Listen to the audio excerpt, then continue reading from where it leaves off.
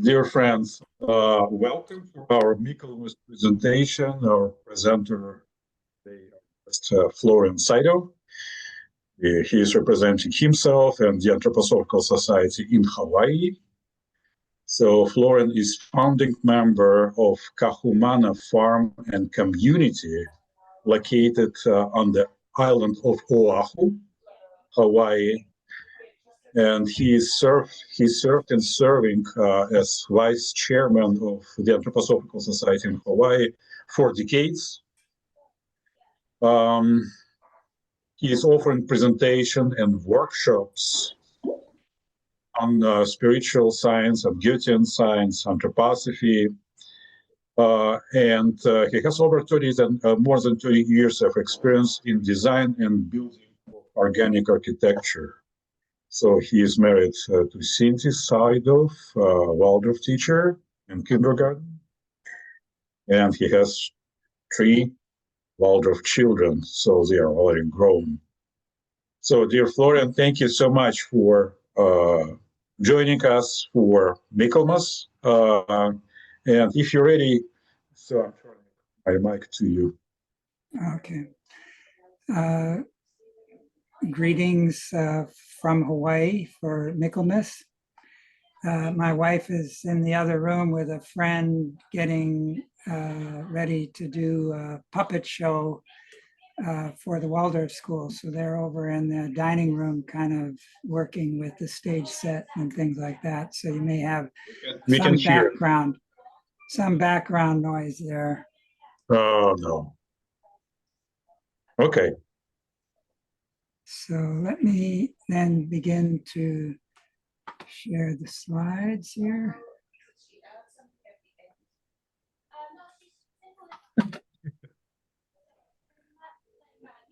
So I selected this tapestry that was done by Walter Roggenkamp because it provides this sort of bridging between the Michaelic and the Raphaelic forces that are related to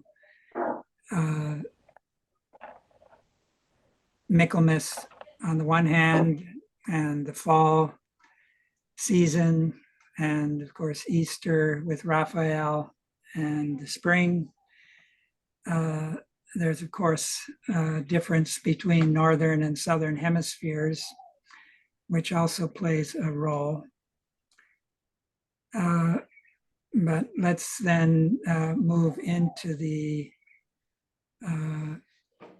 rest of the presentation. So the human being is between these forces, and just like in the day-night rhythm, which is also related to these influences, Rudolf Steiner spoke of how we should be working especially with the morning and evening forces, which in the yearly cycle are related to spring and fall, because this is where the points of balance are between midnight and midday in the day-night cycle, and summer solstice and winter solstice in the yearly cycle. And the luciferic forces are more related to the summer outbreathing forces of the earth, and the Ahrimanic, the danger comes more into play in the winter with the cold and the hardening and the inbreathing process, so that we can then more readily take this position that the sculptural group also expresses, where we're between those two forces of Lucifer and Ahriman. So I wanted to dedicate this presentation to Nicanor Perlas. I had the privilege of meeting him many years ago. I was at the time giving a presentation on the 7 Rosicrucian seals. Michaelic was a keynote speaker, and he was also one of the presenters. And this was on the Big Island of Hawaii. We're on Oahu here. This is where the more of a population, the government is more centered here. But the Big Island is where the active volcano, and it's much larger and younger geologically. Nicanor attended that workshop that I gave on those 7 seals, and I had an opportunity to have some conversations with him. And I also had some connection with his wife via Facebook. She shared that her husband Nicanor had gotten married to his active work, so that he was fully immersed in this, what he felt to be of central importance in our time. And in this slide, I'm just sharing the full email that he sent to a mutual friend, Frank Dauenauer, who has a anthroposophical Waldorf bookstore that is now working out of his home. But he's also one of the 2 founders of Mystec. And that's together with Andrew Linnell. I recently gave a keynote talk at their latest Mystec 2025 conference with the theme of the incarnation of Ahriman, or the challenge, or meeting the challenge of the incarnation of Ahriman. And this email shows that Nicanor had this uppermost in his consciousness and his mind. It was written the day before he crossed the threshold. And he's then speaking about, you've likely read it in the introduction, about the accelerated and almost unstoppable development of artificial intelligence, or near artificial general intelligence, AGI, is clearly on the horizon of our times. And some of the country's pioneering and deepest thinkers on the artificial intelligence topic, frankly, do not know how to deal with the increasing possibility of artificial general intelligence, not to mention artificial super intelligence within the next few years. So this is something he's seeing on the near horizon. And he, of course, spoke about that, or wrote about that, in his Humanity's Last Stand book. So he was interested in having a conversation with Frank about this topic.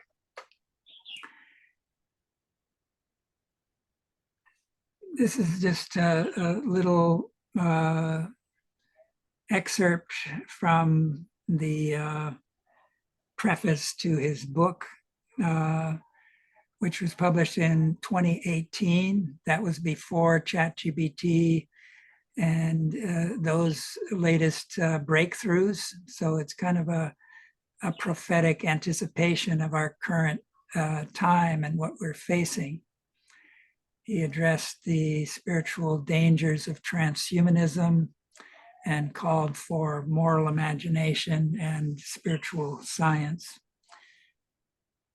From the preface, he says, the 21st century is the age of science and technology, it will also be the age when humanity confronts for the first time a challenge that may overwhelm and destroy the human species itself in as little as 12 to 20 years from now.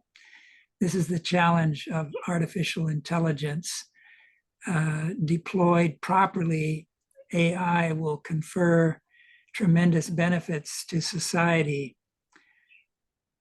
It is already doing this. Deployed inappropriately or mistakenly, AI will undermine humans' civilization, as it is also starting to do, and could then lead to the extinction of humanity.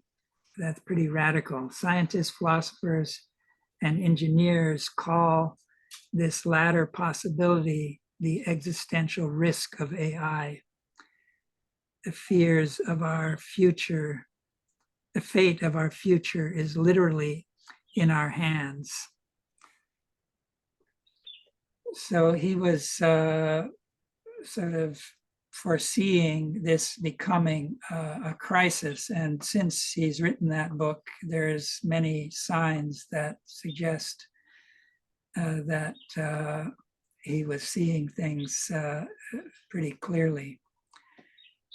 So aside from his focus on artificial intelligence, he was very much involved in promoting the threefold social order ideas that Rudolf Steiner had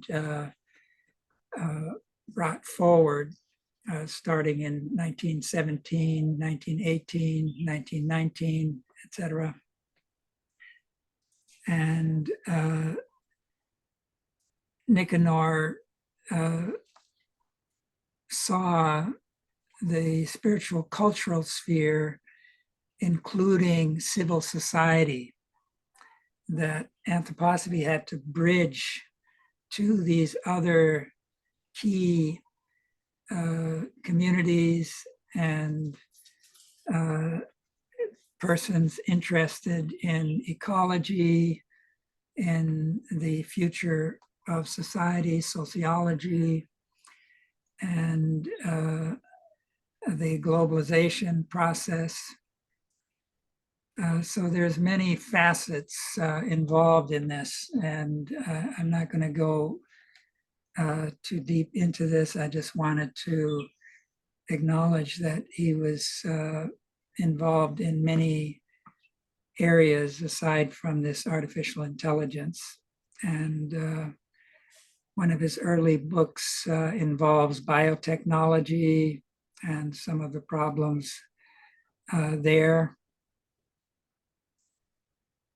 This picture of the whole Earth can lead us over to the next slide, which has to do with the cycle of the year and also in relation to the cycle of the day-night rhythm. One of the interesting things that Rudolf Steiner indicated was that what for us is the day-night cycle is for the planetary spirit, which is the Christ being who has united himself with the earth through the mystery of Golgotha and has since then been present within the earth's aura. And this is being magnified now through the second coming of the Christ in the etheric realm.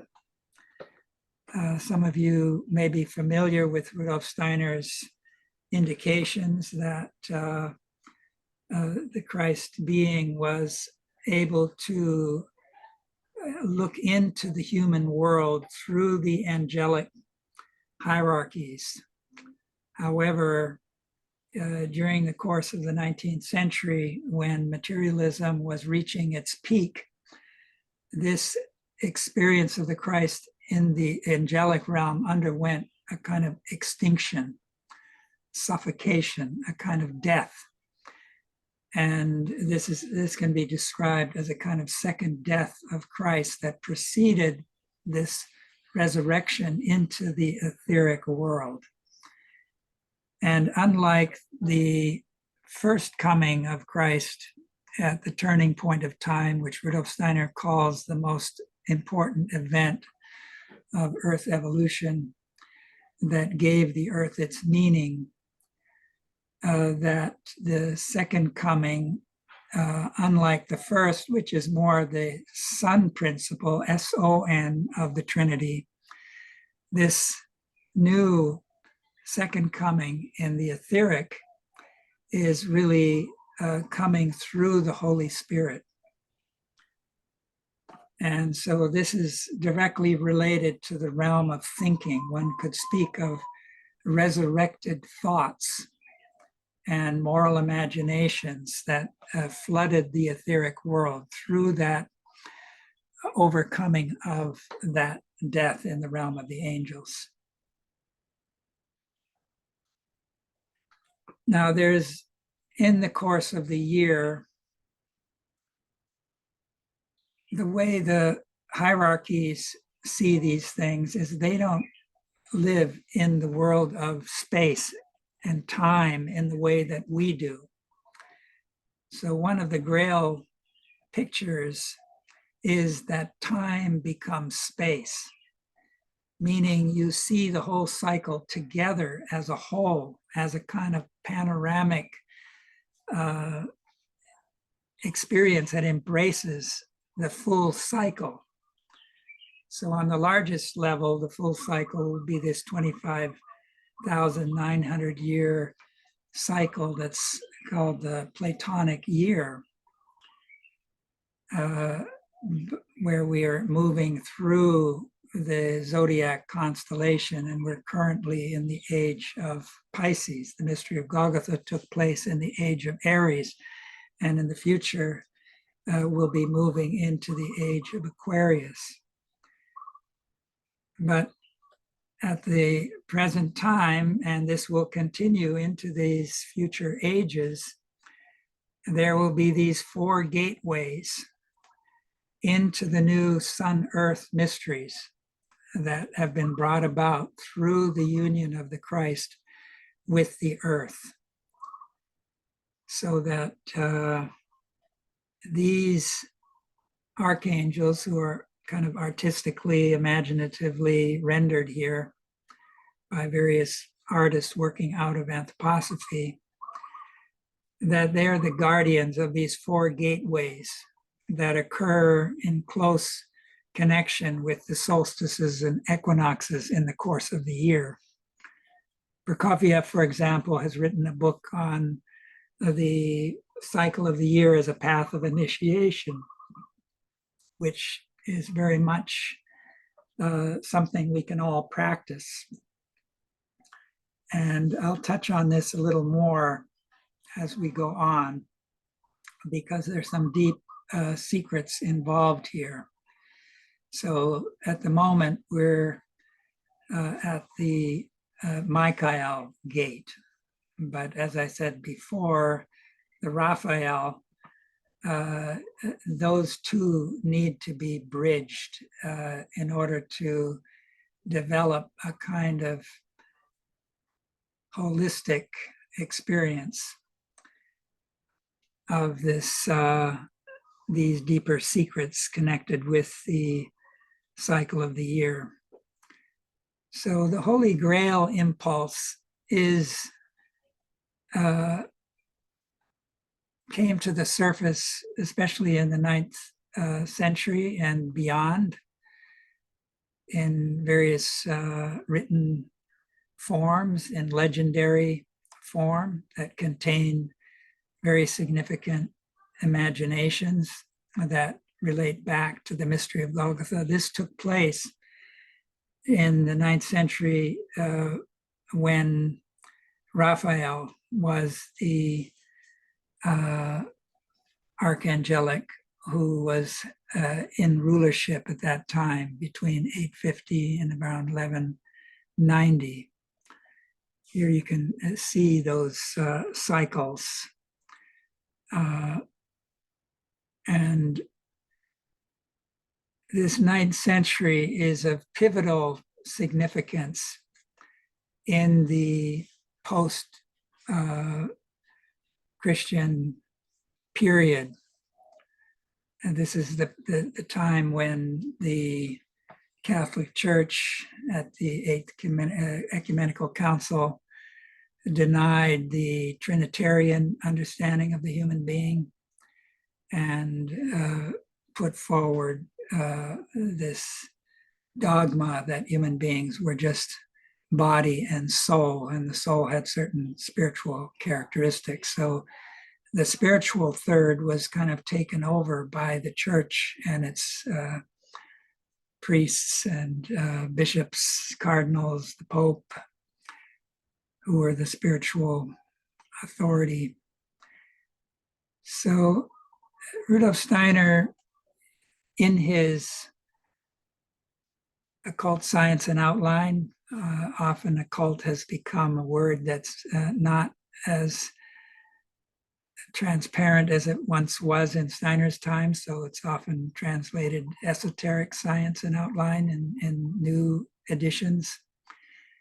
But during that, towards the end of that book, Steiner shares the hidden knowledge flows through quite unnoticed at the beginning into the mode of thinking in the men of this period. It is only self-evident that up to the present, intellectual forces reject this knowledge, but what must happen will happen in spite of all the temporal rejections. The hidden knowledge, which from this side takes hold of mankind now and will take hold of it more and more in the future, may be called symbolically the wisdom of the Grail. If this symbol, as it is given in legend and myth, is understood in its deeper meaning, we shall find that it is a significant image of the nature of what has been spoken of above as the knowledge of the new initiation with the Christ mystery at its center. The modern initiates may therefore also be called initiates of the Grail. The way into the supersensible world, the first stages of which have been described in this book, lead to the science of the Grail. To the degree to which the development of mankind will absorb the knowledge of the Grail, the impulse given through the Christ event can become ever more significant. To the external aspect of Christian development, the inner aspect will be joined more and more. What may be known through imagination, inspiration, and intuition about the higher world in connection with the Christ mystery will increasingly permeate the thought, feeling, and will life of humanity. The concealed knowledge of the Grail will be revealed as an inner force.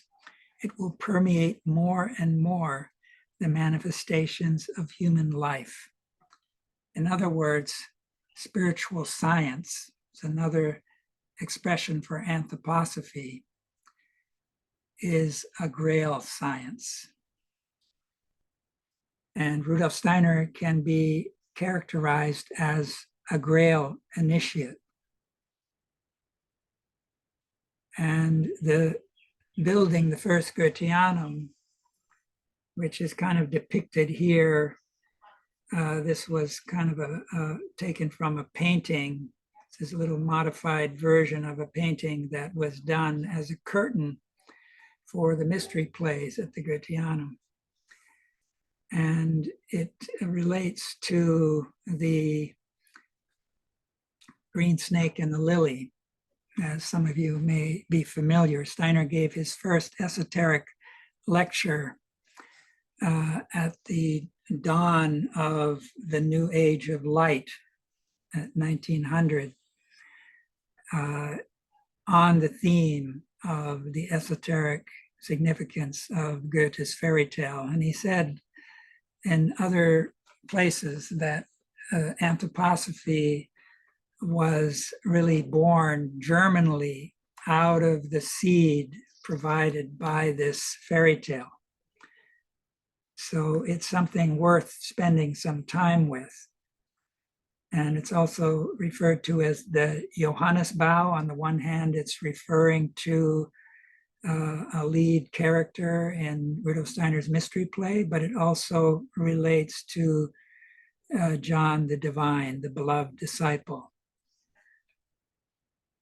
So one has in that story this temple that's initially beneath the earth with the three kings, the gold king, the silver king, the bronze king, related to thinking, feeling, and willing, and that the snake is able to go down there into those depths and illuminate that, and that makes the snake ready to sacrifice. And the snake then becomes a bridge between the two shores, and then the temple is able to arise. So this is then showing the Goetheanum, the first Goetheanum, as that kind of temple, and it has a kind of fontanelle which allows the spirit to shine in. And this next slide, my apology for these lengthy quotes, but I think they're quite relevant. This is taken from a lecture that Steiner gave a year after that burning of that beautiful building, which was a major tragedy that impacted Rudolf Steiner's health tremendously. This was given at Christmas Eve at the launching of the Christmas conference, which would really begin more formally the following day. But this was involved the first of a series of lecture, World History in the Light of Anthroposophy. So he says there, on Christmas Eve, 1901st evening of the Christmas gathering, he said, he spoke of how for the ancient Oriental who still had clairvoyant capacities, these men related the experience of their head to the earth, to the whole earth. I carry on my shoulders my head, and this head of mine is a true picture of the earth. This head, with its blood flowing in it, is a true picture of the earth with the land and water coursing over it. The configuration of mountains on the earth repeats itself in my head in the configuration of my brain. And as he had to feel the inner configuration of the head as an image of the earth, so he had to bring the environment of the earth, all that is above and around the earth, into connection with the opening downward in our heads, the turning towards the heart. Here in my head lives the earth. When I go deeper, there the earth is turning towards the sun. My heart is the image of the sun. Steiner had touched on this same theme the day before in the last lecture of the series of 14 lectures on mystery centers, which was also meant to prepare for the Christmas conference. So anybody who wants to get a deeper understanding of the Christmas conference and its significance should read those mystery center lectures. And of course, these World History in the Light of Anthroposophy, which was given in the evenings during that. And this was meant to culminate in the first anniversary of the burning of the Goetheanum the year before, on New Year's Eve of 2022. So this Christmas conference will lead over to the anniversary of that. And it's important to study that especially that lecture that he gave in relation to that anniversary, where he brings up the burning of Ephesus, where it was the jealousy of the gods, and the burning of the Gurtianum, the jealousy of men. Meanwhile, in this World History in the Light of Anthroposophy, he's tracing the biography of certain individuals, prior incarnations of himself and a close associate, which I'll get into further. But I think what Steiner was doing, he was gave this drawing up here on the upper right, and he was trying to provide a key to the secret that was hidden, just like Solomon's temple has many secrets and mysteries connected with it. So too, this Rudolf Steiner as master builder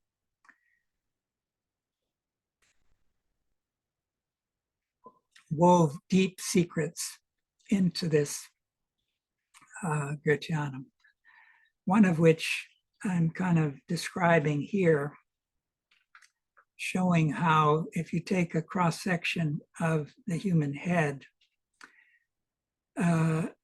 it can be related to the cerebrum, the large cupola, and the small cupola to the cerebellum. And the place where the podium was located would be where the pineal gland is located in the human head. Now, anyone who's delved into the standalone lecture, The Etherization of the Blood, which really describes the Grail secret in a deep way. He speaks there of how the blood that flowed at the time of the mystery of Golgotha was etherized and is there in the ether aura of the earth. And that there is a stream that flows upward from the heart to the head.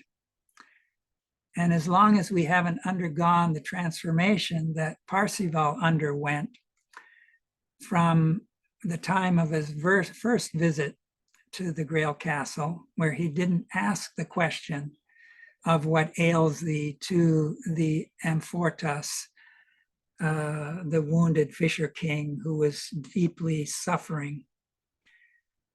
And he then had to leave again and go on his journey. And only years later was he able to come back, and with the necessary compassion. And what does this compassion do? It carves out this hard stone. This pineal gland can be described as a stone that fell out of Lucifer's crown. It was knocked out by Michael in the battle in the heavens. And Rudolf Steiner describes how the ego provisionally is there between our eyes in the forehead. But that is only a preliminary position. In order to deepen and spiritualize that ego, it has to descend into the vessel of the pineal gland. And the way to prepare that is through compassion, through love. So we hear in the legend of the Grail how the hard stone that fell out of Lucifer's crown was carved out and turned into a chalice that was used at the Last Supper. And Joseph of Arimathea, who together with Nicodemus lovingly took down the body and from the cross, and Joseph of Arimathea gathered in it the blood, and it of course overflowed also into the earth itself, where it was received by the mothers. The mothers represent the soul of the earth that's threefold, that goes back to Saturn, sun, and moon. Even though those are past stages, they're present within the earth, and they need to be redeemed. So they receive, there's this painting that was meant to go into this Gurtianum, the Grail triptych, where that is depicted in imaginative form. So you have I would like to say Rudolf Steiner at that podium, who had carved out that hard stone within his own head. And when that happens, then the etherized blood from below is able to gather in that vessel and shine around that vessel as an aura that extends as far as the heart. In the lecture series, Wonders of the World, Steiner describes how that's the phenomena that was depicted in many paintings with the golden aura around the Christ and his disciples and saintly figures, etc. But that's the microcosmic Grail mystery. There's a macrocosmic counterpart to that. And if you study this etherization of the blood book or lecture that's now in book form, Steiner indicated that there was a macrocosmic counterpart to this microcosmic Grail mystery that he was describing. And that this was tremendously significant to where the Rosicrucians investigated this very, very carefully.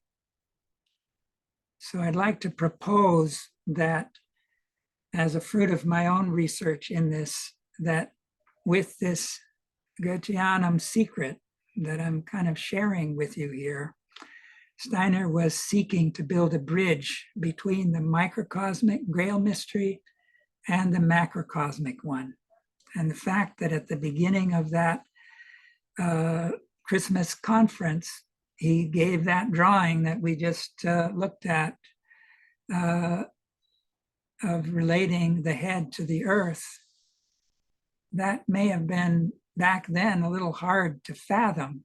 But now that the internet and the World Wide Web and the data centers and artificial intelligence have been developing around the earth, relating it to the head and the brain is no longer so difficult to grasp. But the heart is needed. Heart thinking is what Steiner was pointing to, the realm not just of the quantitative, but the qualitative. And here again is another important place. This is given in esoteric school. My own research, when I asked the question, is where is the macrocosmic counterpart to the pineal gland in the microcosm of the human head? And this led me to the center of the earth. And there's various ways to get there. For example, those who are familiar with the agricultural course, Count and Countess Kaiserling sponsored that event on their estate. And during that work that Steiner did to introduce biodynamics, which, by the way, involves the plant world are really embodying the sun beings on the earth. And Steiner reveals that they have their common center, their ego at the center of the earth. So the center of the earth shines for a number of reasons, one of which is expressed in these words here. We know that there's a battle at the center of the earth. We can glean this from the Rosicrucian understanding that the earth has 9 layers, and that they're kind of an inversion of the world of the hierarchies. So the first 3 layers relate to the 3rd hierarchy, the 3 middle layers to the 2nd hierarchy, and the 3 deepest layers to the 1st hierarchy, the seraphim, cherubim, and thrones. They're related to the will forces. So this is also, according to the Rosicrucian understanding, where the black magicians want to arrive, because there's the sun demon who wants to take over this organ at the center of the earth. And he's using these fallen Luciferic, Ahrimanic, and Azuric forces to achieve this end. These forces are related to the center of the earth. The Ahrimanic forces are especially related to the sixth layer of the earth.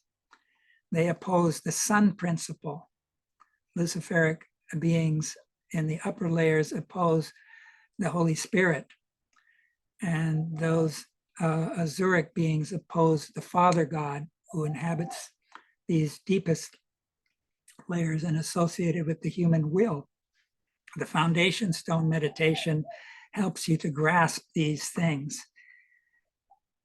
So this is just like Steiner describes, that there is a battle at the pineal gland in the morning and evening when we wake up.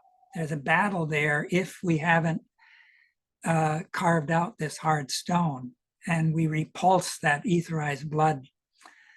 But it's through deepening our understanding of the mystery of Golgotha that etherized blood of Christ joins the etheric stream that comes from the heart to the head, and can then be gathered in that vessel and creates this aura around the human head that extends up to the heart.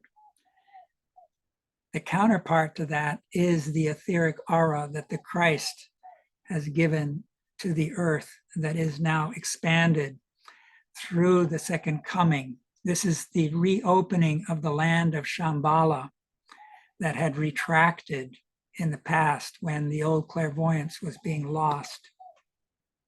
There's an emergence of a new clairvoyance. These are the resurrected thoughts that are available in imaginative living thoughts, but we need heart thinking to get there.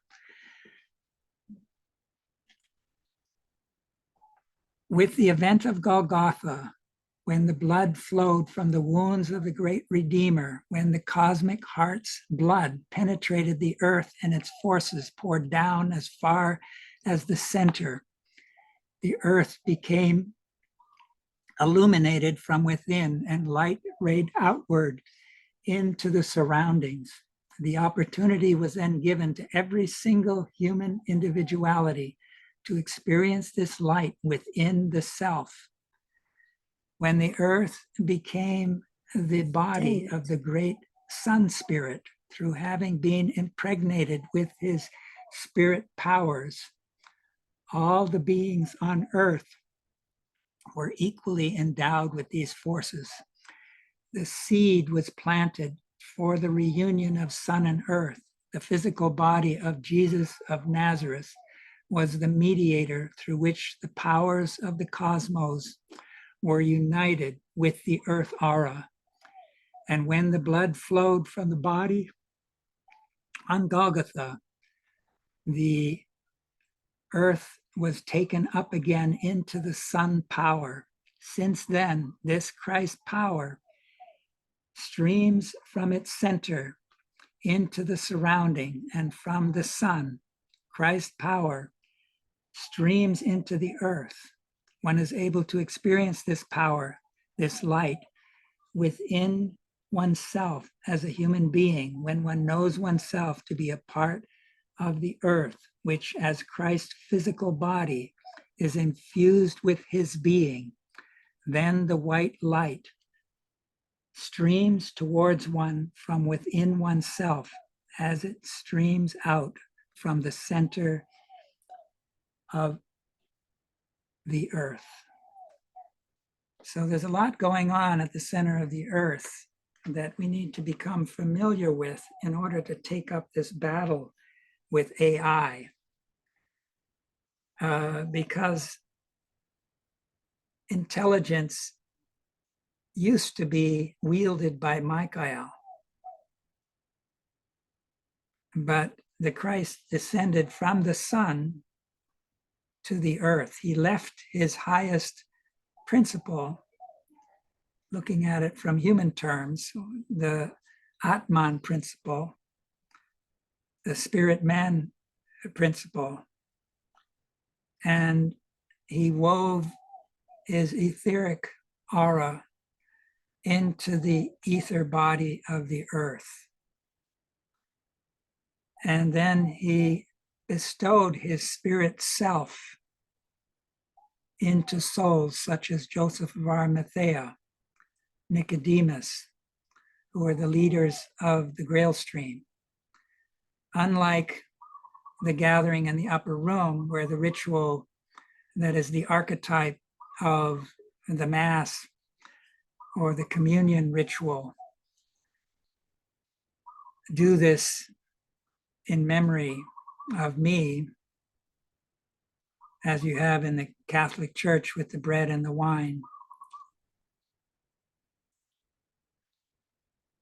There, beneath the cross, you had the actual body, the actual blood that was laid into the earth with great reverence by these individualities.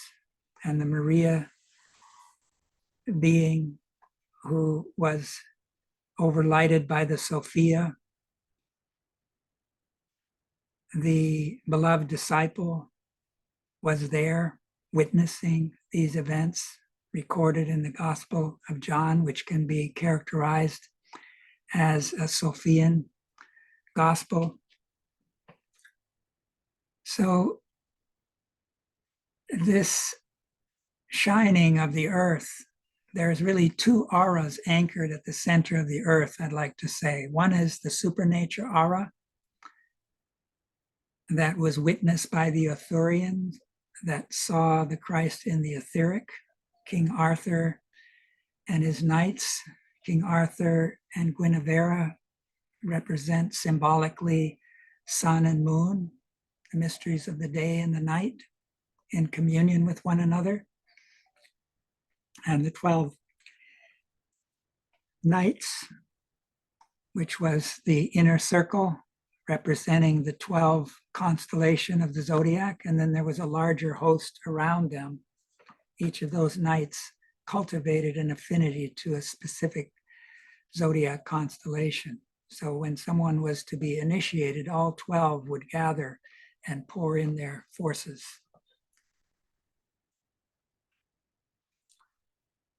So the real center of this beautiful building that was tragically lost through the jealousy of men was meant to have this sculptural group, which Rudolf Steiner himself labored on with great love and reverence, together with Edith Marion, who tragically became sick after the fire and died soon after. Rudolf Steiner had actually hoped that he could have her join the original Vorstand.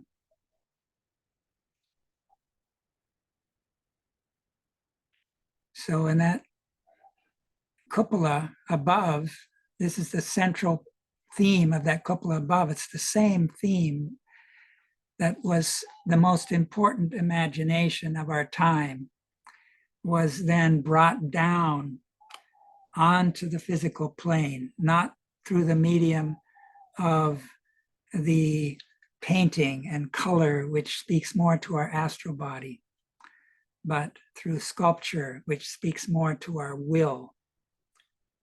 Think of the hammer and chiseling that needed to take place. You can't take out too much or you ruin it. So there you have the polarity of Lucifer and Ahriman, with the Christ creating this balance, which is a dynamic process. And this is the new approach to the mystery of good and evil that was meant to be center stage. And it was the only major thing that was saved from the fire because it hadn't yet been put in its place. So here, this has a lot to do with the Easter mystery, which has to do with the Grail.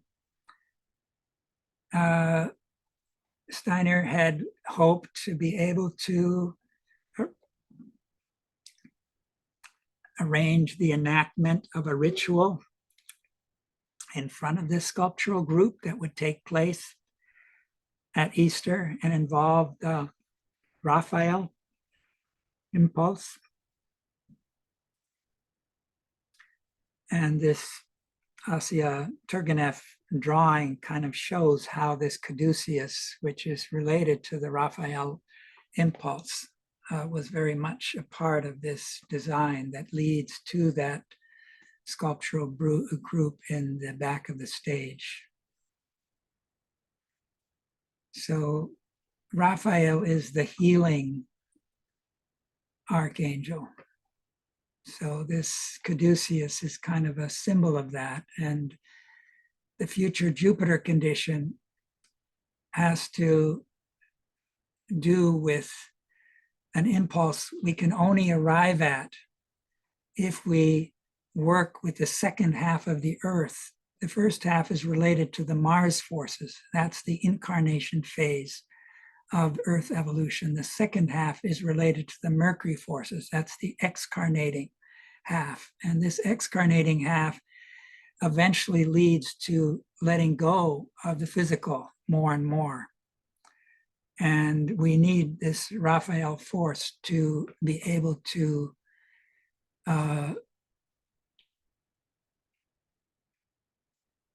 move in that direction in the right way. So just like at the beginning of Steiner's work, Marie Steiner played a significant role through questions related to the Christian mysteries of the West, in contrast to the Eastern mysteries that the Theosophical Society was bringing forward. And she was kind of the co-worker in that period when Steiner took on the leadership of the German section and gradually expanded that with her help. She was very much involved in the arts, eurythmy, drama, etc. But during the latter phase of his life, the relationship with Ita Wegman became more prominent. And she was, of course, a physician aligned to these Raphaelic forces of healing. And Rudolf Steiner was especially aligned to these Michaelic forces that came to expression in his philosophy of freedom. You can see it very much in his last letters to the members, which are sometimes called leading thoughts. At other times, it's called Michael mystery. So it's very helpful to work with those. They're meant to be a meditative vehicle. In one of those, he speaks of a theme that's related to what I was just previously sharing, where he says that a star, and he speaks of the Earth as a star, the ego of that star is at the center of the star. So again, he there reinforces this understanding that the ego of the humanity as a whole is related to that center of the Earth. And the lecture cycle that I mentioned earlier, World History in the Light of Anthroposophy, goes into the incarnations to some degree of past lives that Rudolf Steiner shared with Ita Wegman. And one of them that I'm highlighting here was in the 9th century, where Rudolf Steiner appeared as Shinatalanda and Ita Wegman as Ziguna. And when Parzival came out of the Grail Castle the first time, where he neglected to ask the question, he ran into the figure here on the right of Ziguna holding the body of Shinatalanda, who had really been killed by the Red Knight, who had dragons on his shields and armor in defense of the lands that belong to the father of Parsival. Shinatalanda had been the seneschal of Parsival's father. And one of the pictures in Wolfram von Eschenbach's story is that Parsival, after seeing some Arthurian knights, decides he's got to go and become a knight. And his mother dresses him up in fool's clothing because she was hoping he would kind of come back soon. She was called she died of a broken heart as a result. But she later, according to Steiner, she had been incarnated in earlier age as Julian the Apostate, who is familiar with the threefold sun mysteries that go back to the past. So now she was, as in a new incarnation, that individuality was able to participate in the emergence of the new sun mysteries. And when Parsival left, one of the first encounters was a tent where there's a woman sleeping called Jashuta, and he goes in, and his mother had advised him to ask questions. And so he was asking questions, but he ended up taking her ring, and she was all disheveled. He was a beautiful young youth. And then he departed, and her husband came and noticed that she was in a disheveled state. Her ring was gone, etc. So he was very angry at her, and then he rushed off to go after whoever it was that was responsible. But instead of running into Parsival, he ran into Shinatalanda. So Shinatalanda kind of died on his behalf. Shinatalanda later incarnated as Rudolf Steiner. So you could say in the Grail picture, you have a knight on a Grail horse, but there's always a dead accompanying person. So Shinatalanda, the Rudolf Steiner of that time, overlighted the destiny of Parsival in an intimate way. And of course, the Grail has a cosmic significance. The Easter Grail moon speaks of that. And the Pietà was an embodiment of that at the time of the mystery of Golgotha, where the Maria Sophia, the Solomon Mary, who had been united spiritually with the Nathan Mary. And this was then a bridge for the Sophia being to actually commune with the Solomon Mary. So you don't just have the incarnation of the Christ, you have the incarnation of Sophia, who there is then holding the future. She's the embodiment of wisdom, and wisdom is now shining with love, transforming wisdom into love, which is the mission of the whole earth, is embodied in this. So this is where the sculptural group was meant to be placed. And the cupola above is the imaginative world that we need to enter into. There is a natural clairvoyance emerging. Shambhala has been reopened. The ether body that was in the Atlantean time still expanded out over time, drew in. And by the time we reached the beginning of the Greco-Latin period, it had fully entered the human being as a kind of etheric double to the physical body. But then in the later Greco-Latin period, it began to expand in the region of the head. and more recently in the region of the heart. And this is really the basis of the emerging new clairvoyance. And the second coming provides the potential content. But of course, this delicate organ, which is related to the pineal gland, the inner eye that needs to be opened. If you can think of a lemniscatory relationship between head and heart, and Steiner mentions this in the midst of a course called Question and Answers with Teachers. He's talking about the Cassini curve, which has to do with this lemniscate form. And he then shifts and says, this same form is there in the human being.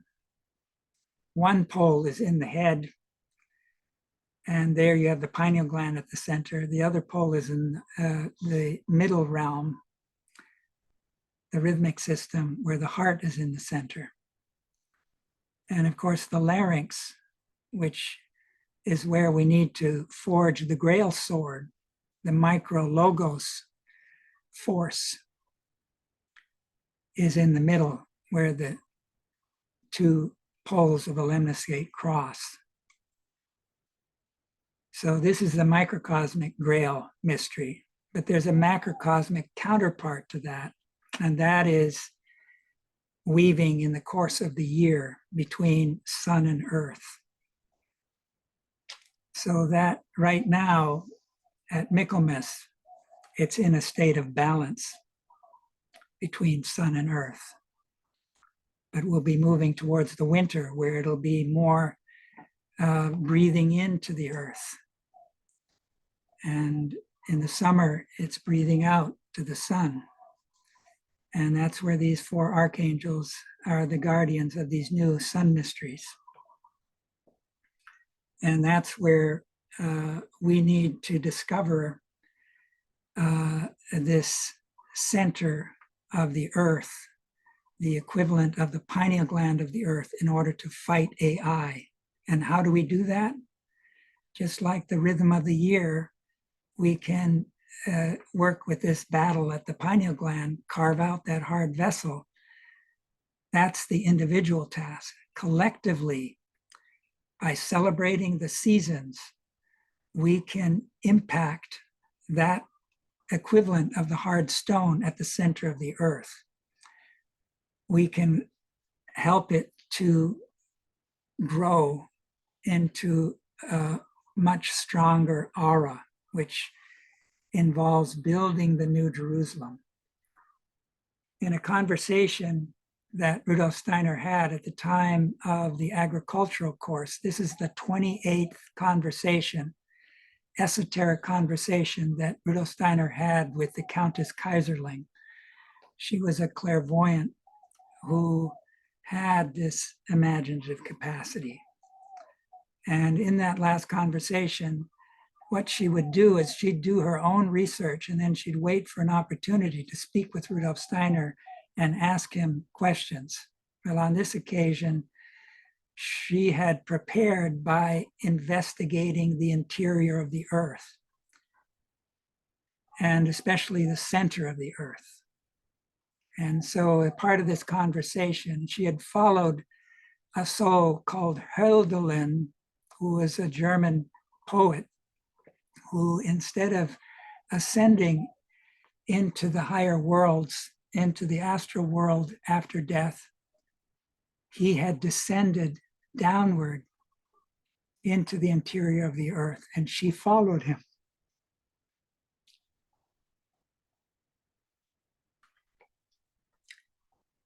And she then studied the Ptolemaic system, because, as Steiner said, the Copernican system is true for the physical plane and the spatial physical universe, but not for the astral plane. There, the Ptolemaic system is right, because when we leave the Earth, we pass through the moon sphere, the Mercury sphere, the Venus sphere. Those two names have been exchanged.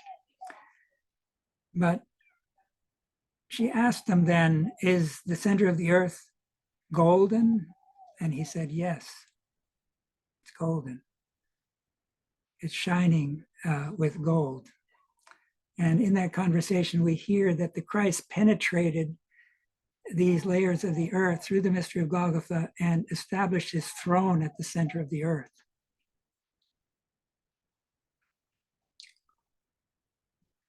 And in that conversation, she asked him about the Grail Castle. And is it related to the New Jerusalem? And he says, the Grail Castle is where the future New Jerusalem is now in its becoming. The New Jerusalem is the goal, the same goal that the Grail mysteries are aiming at. And he referred to the Count and Countess Kaiserling as the Iron Count and Countess. And amidst that conversation, there's kind of this description that Steiner gives of three knights: the Round Table, who have golden armor, the Grail Knights, who have silver armor. And then he speaks of the knights that have a special relationship to the earth, and they have iron armor. And they have a spear that has a diamond tip that can reach the center of the earth. So these are all imaginations that are valuable to penetrate these mysteries. So on the right side here, you have the interface of Lucifer and Ahriman without the Christ in the middle. That's what the general condition of most human beings is. But we need to bring the Christ into the middle. Steiner indicated that Ahriman attacks from below, Lucifer from above. Lucifer was cast down by Michael as the dragon in earlier times and awakened human thinking in the head. But Ahriman comes through the dark will. And if there is no Christ in the middle, in the heart, then he can take hold of everything that's Luciferic and pull it down to serve the lower nature, because Ahriman can only reach up to the lower nature. And so this is the key, is to have the Christ in the human heart. And that's related to the pineal gland carving out the hard stone. Compassion for those around us, expanding our identity to include our karmic relationship, karmic circle, and paying our karmic debts, etc., and living for humanity as a whole. Here you can see a kind of overlay of the first Gratianum, which was destroyed, and the second Gratianum. And on the below right there, you can see how the second Gratianum was a metamorphosis of the podium. The podium is where the word was spoken. And so this was the house of the word, the Logos mysteries that had lived in Ephesus. Heraclitus celebrated this, but now it was being renewed. The mysteries were being renewed.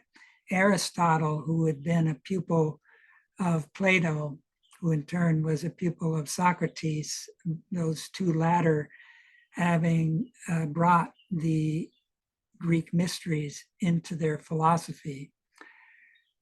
Rudolf Steiner at that time, as Aristotle, had the task of closing the mysteries, of leading humanity downward as an agent of Michael.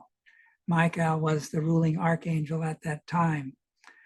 And his pupil was the being who had appeared as Alexander the Great, who was the former incarnation of Ita Wegman.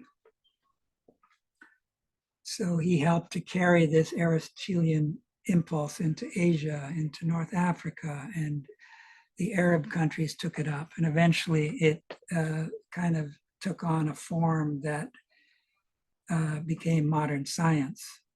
But Rudolf Steiner himself, aside from that Grail initiation event that he participated in, reincarnated as Thomas Aquinas, who brought those Aristotelian mysteries into a Christianized form. And I spoke of that here, where Reginald of Perpino was kind of the secretary of Thomas at that time. And that was Ita Wegman's past incarnation. So here we have a drawing that Steiner gave in a lecture, April 8th, this is the 5th lecture in the cycle of the year. Just like we talked about the day-night cycle, the mystery temple, Steiner kind of worked with that in the Freemasonic ritual work, where you had the 3 altars. The one altar in the east was the Michael altar. It was related to the morning sun. And then you had the midday altar, which had a sun over it, where you have then this sort of relationship to Uriel, and then you have the altar in the west, where you had then the will come to expression, this thinking, feeling, willing, these 3 altars. And you had then this one to the Raphael forces, if I got it right. But you had then the 4th, the entry to that chamber. And that was related to the midnight. And that was only given in the higher grades. And that was related to the mystery of the midnight sun. The midnight sun is seen through the earth at Christmas time, where the earth becomes more transparent to a particular stage of clairvoyance. The Nordic mysteries practiced this capacity where in the megalithic culture, they could see through the stones. They would sit under those menhirs and other structures with stones overhead. And they learned to see the sun, the etheric sun forces that pass through the stone in order to train themselves to be able to see the sun at midnight in the Christmas time, when the soul of the earth was most drawn in. So here you have Steiner wanting to help people not to work so much with the day-night rhythm, which he did in those that esoteric work in the esoteric school at that time, with the Freemasonic ritual work, with the 3 altars and then the 4th. But rather here, it's in relation to these 4 gateways and the spirit of the earth. And he's then giving some hints as to certain qualities, moral qualities that we need to cultivate. And we've already looked at these archangelic period, who is like God. That's what Michael means. And he's the defender of Sophia. You see this in the 12th chapter of the book of Revelation, authored by the beloved disciple. And he can be characterized as the son of Sophia. And Michael is the countenance of Christ. In preparation for the mystery of Golgotha, he was the countenance of Yahweh, but at that time he was a night spirit. Now he's a day spirit. And so he's the ruling spirit. And since this 1879 transition, he's been ascending to the rank of an Archai, a time spirit. That means his rulership extends to the entire earth. Here's Rudolf Steiner giving us a hint that there's another way of seeing through the prologue to the Gospel of John. In the beginning was the Word, and the Word was with God, and the Word was God. Steiner points out that the word was, of course, translated from the Greek or the Aramaic, but was meaning that was the case then. But we need to see that the word is an expression of the thoughts that are behind the word, that are being expressed through the word. So here he says, in the beginning was the thought, and the thought is something infinite. And the life of the thought is the light of the eye. May the illuminated thought fill the darkness of my eye, so that the darkness of my eye take hold of it, the living thought, and live and weave in its divine beginnings. This is where we need to think of hard thinking. And if we take Steiner's philosophy of freedom and understand that our human organism separates our sense impression from the realm of thought,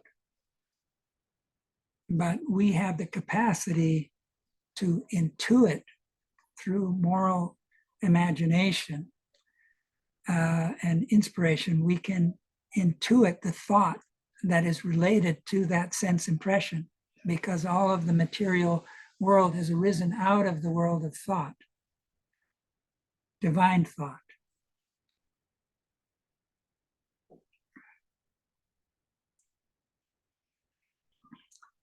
So here's another way of looking at the same phenomena to the question, what is the basic matter of our earthly existence? Spiritual science answers, all matter on earth is condensed light. There is nothing in material existence in any form whatever, which is anything but condensed light. Whenever you reach out and touch substance, there you have condensed, compressed light. All matter is in its essence light.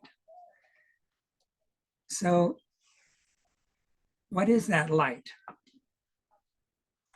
I would be quoting too many of Steiner's lectures if I had to, read that out, but he says that the light that streams from the sun is thought. This is in one of his lectures on color, where he speaks of the color in the universe as an expression of the feeling of the universe and the hierarchies that are hidden behind the outer forms of the universe.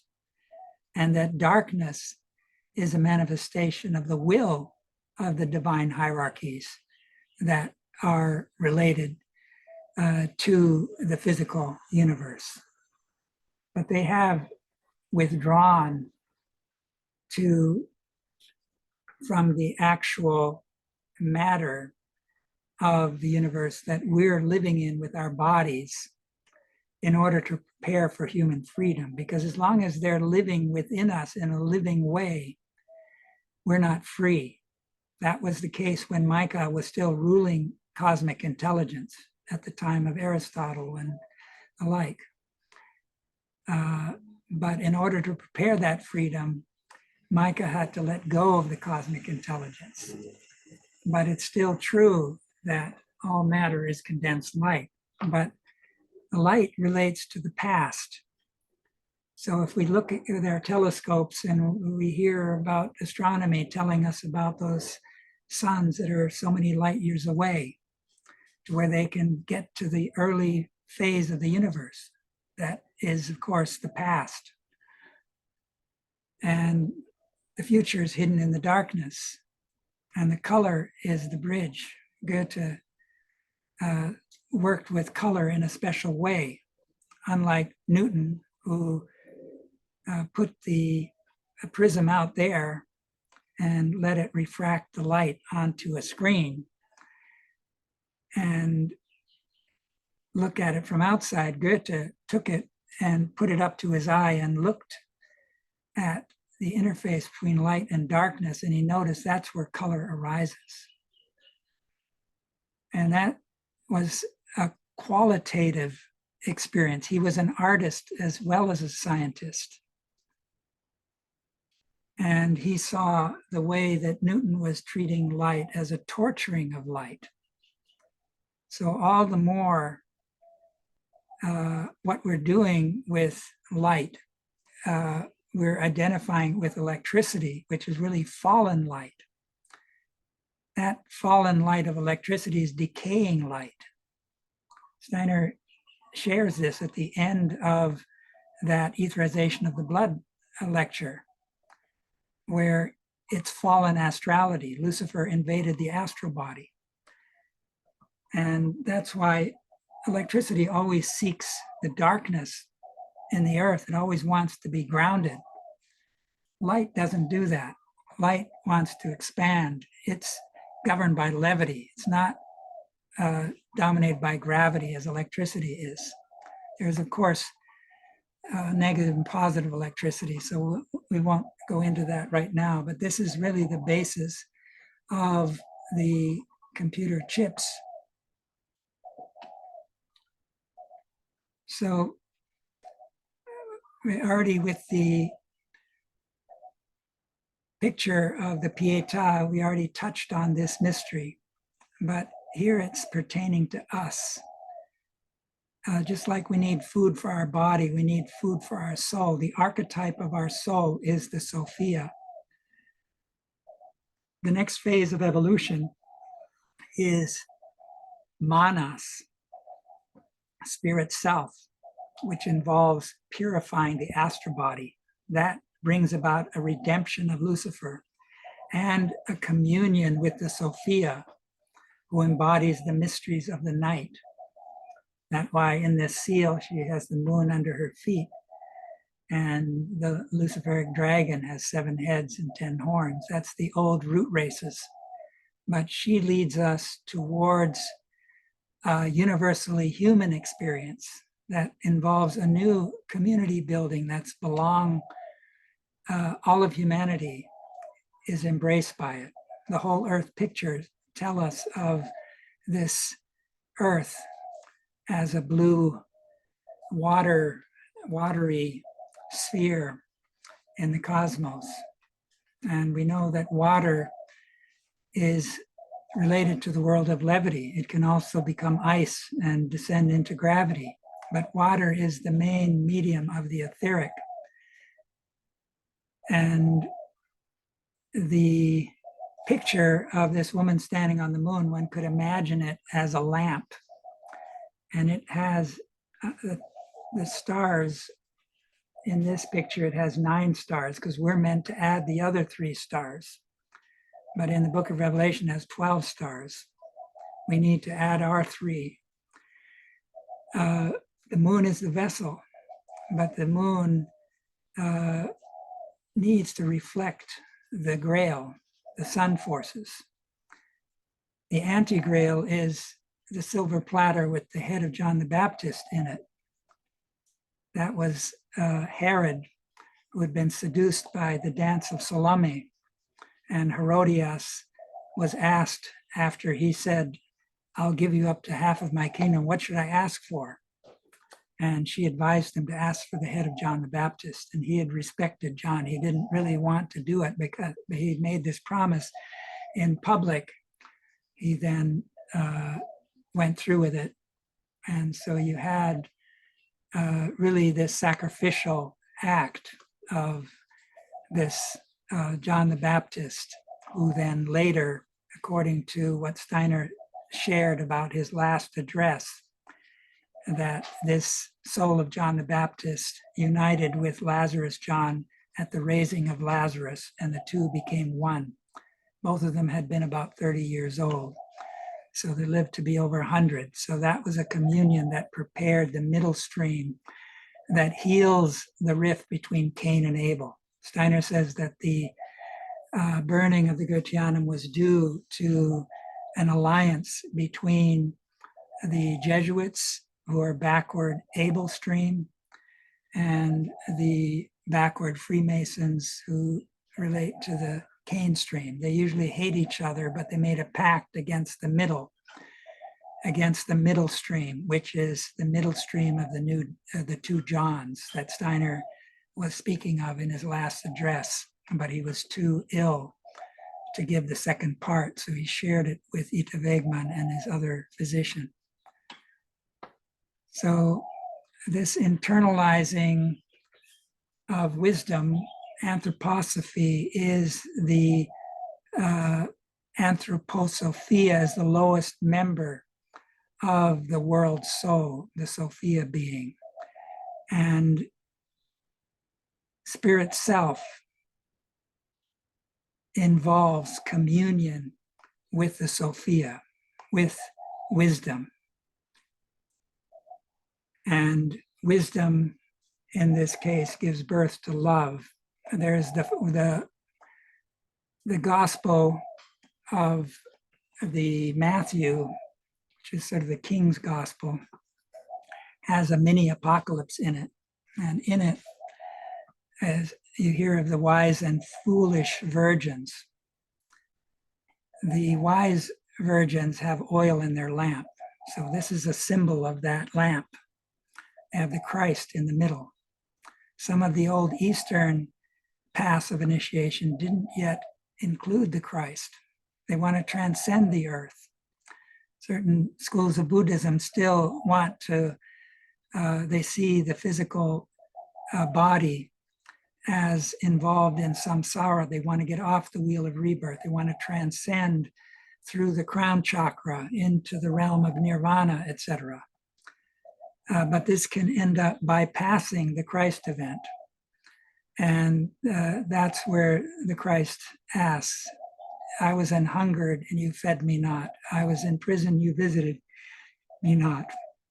In other words, the compassion that Buddha actually embodied as a precursor to Christ was missing.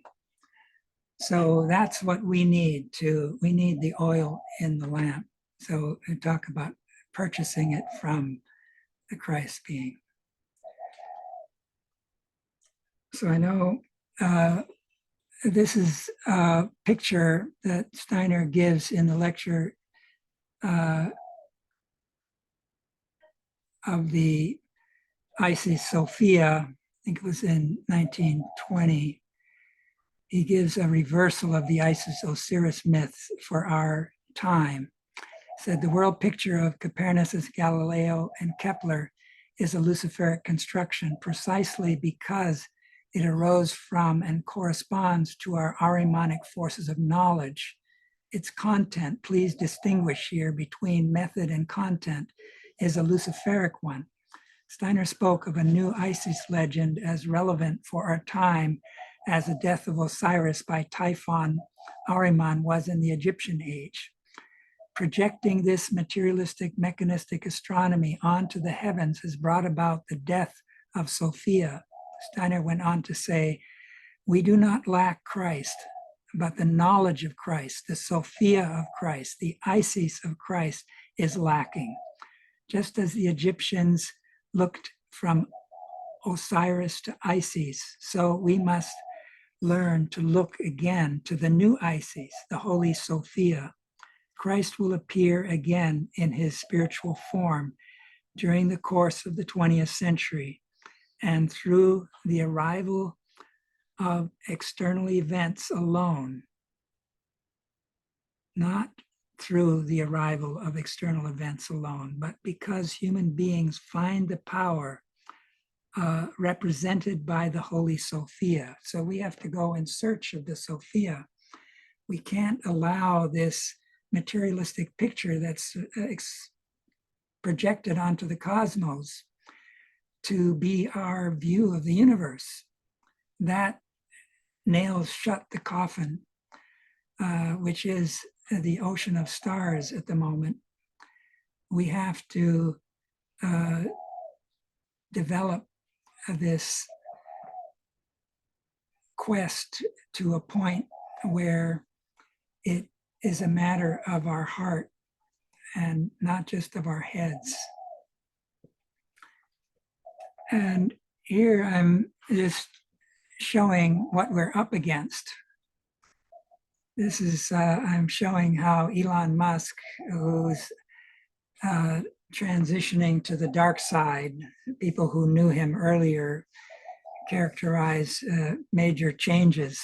And he's, of course, developing this Neuralink technology, thinking that is going to help us to keep up with the AI revolution. He's also sending these Starlink satellites up, major player with SpaceX. And he wants to go to Mars and populate Mars, just like Bezos wants to create space colonies. These folks were brought up on Star Wars and Star Trek. And so that's a form of imaginative experience that is seeded by materialistic science, where we are, like with the SETI project, looking for aliens out there and sending messages and waiting for, got all these satellite dishes trying to listen in to other civilizations. They figure they've got a formula of how many they think there may be out there. But so far, there's little evidence.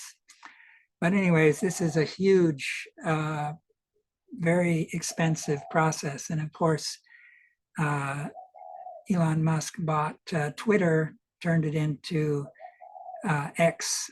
He loves that X. And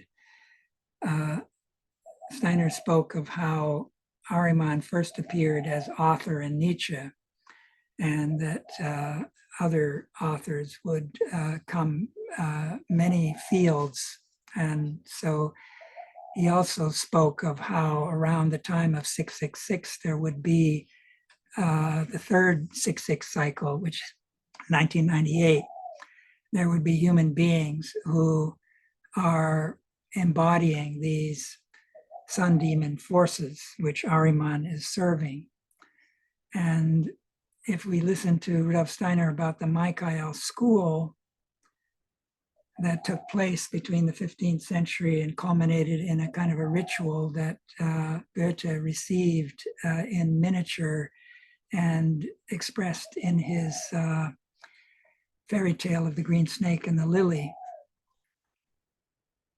The picture we can get is that this world of intelligence that is the basis of our freedom, we needed this modern scientific worldview, which especially the English people have been launching. They have a special predisposition towards the consciousness soul.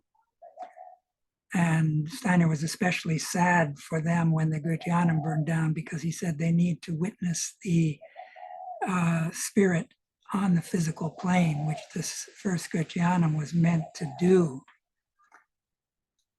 through the arts, through the sculpture, through the beauty of the architecture, the stained glass windows and all of that.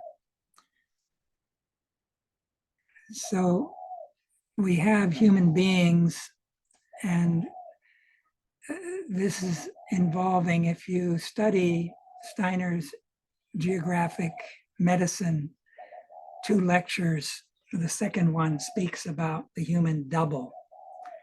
This human double enters the human being just before birth and generally has to leave just before death. But its ambition is not to have to leave at death. And so transhumanism is an inspiration that I would suggest is from Ahriman working through the double. The double is deeply seated in our will, in our unconscious, and the Ahrimanic forces have an affinity to it. And there's a special geographic relationship that the double has. There's areas where the Luciferic double is more in the foreground, you say in the Eastern Asian hemisphere. In the West America is where the Ahrimanic double is strongest, especially where the north-south mountain ranges are. And we know they run up through Canada on the West Coast, the United States, and down into South America. This is aligned to the magnetic forces. Lucifer is related to the Luciferic, the electrical forces that are decaying light, fallen astrality. Ahriman is related to magnetism. Magnetism captures the electrical forces. So Lucifer's karma is Ahriman. And Lucifer stands more in connection with the feminine side of human nature, Ahriman more in connection with the masculine side of human nature. And geographically speaking, there is an affinity between the American continent and the masculine predisposition and the Asian realm and the more feminine. That's why all the world religions were born in the East, because these people generally have a looser connection with the physical, just like in a female incarnation, we have a looser connection to the physical body. Whereas in a male incarnation, we tend to overshoot the lower boundary and penetrate into Ahriman's realm. So that's what's happening in this picture. We have to lead the world of abstract thinking upward by enlivening it, bringing the heart forces in, the subjective world of qualities, human feelings. And we need to lift the veil of nature, just like we need to lift the veil of the stars, which is the garment of the new Isis, Sophia, behind which the real invisible world soul is hidden. And then we can begin to move from imagination to inspiration, and then intuition represents a communion with these hierarchical beings who overlight and are waiting for us to knock, waiting for us to cross those thresholds, those 4 gateways in the course of the year. The 9th century is when thinking first really came down after Michael had released it. And so that was of pivotal importance. And in the middle of the 20th century, computers were invented and began to play an ever more important role. And more recently, AI is in the foreground. At this 8th Ecumenical Council is where this separation occurred as a result of the council held in the Hagia Sophia, dedicated to the Sophia. It's become a mosque in the meantime.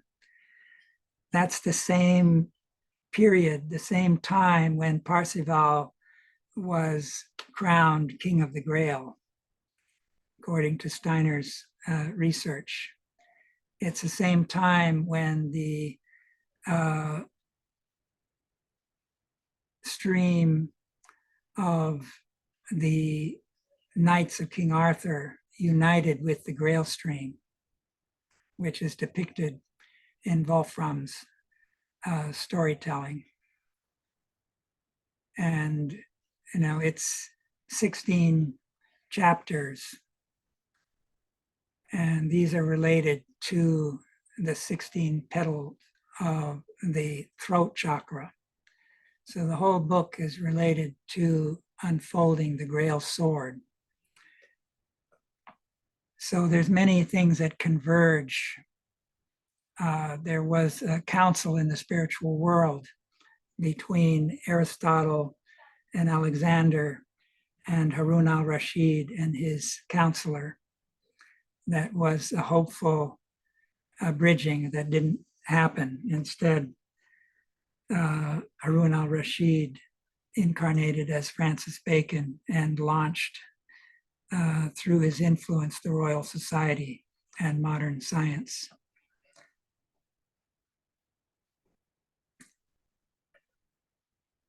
So human intelligence and the Ahrimanic danger. The mystery pupils had long known that human intelligence approaches its development towards evil, and that it becomes more and more impossible to recognize the good through mere intelligence.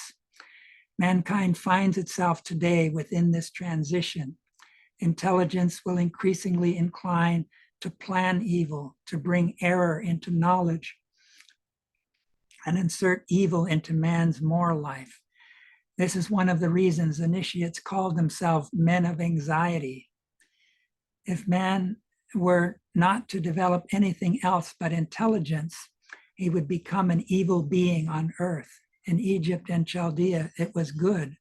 Later, it entered into a relationship with the forces of death, and it will enter into a relationship with the forces of error, deception, and evil. If the mystery of Golgotha had not occurred, humanity could not have avoided becoming evil through intelligence. The Christ being has flowed into mankind's evolution. He is within it since the resurrection.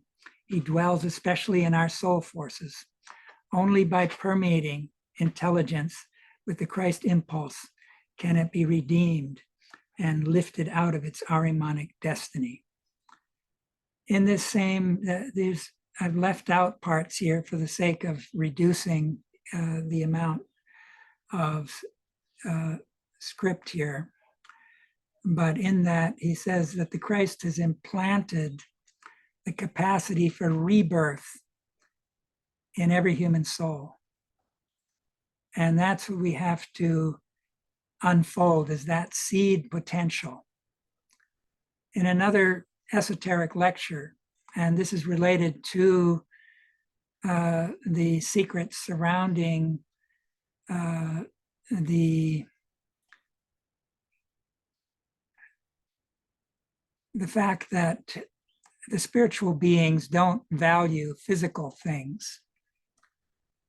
What they value is the results of spiritual development.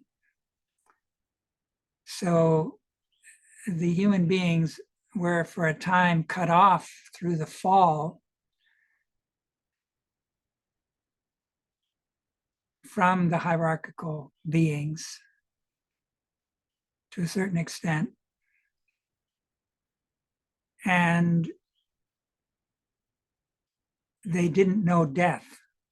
Death was outside of their purview. It was only through the Jesus Christ being overcoming death, going through death, uniting himself with the earth, that there was then a jubilation in the heavens.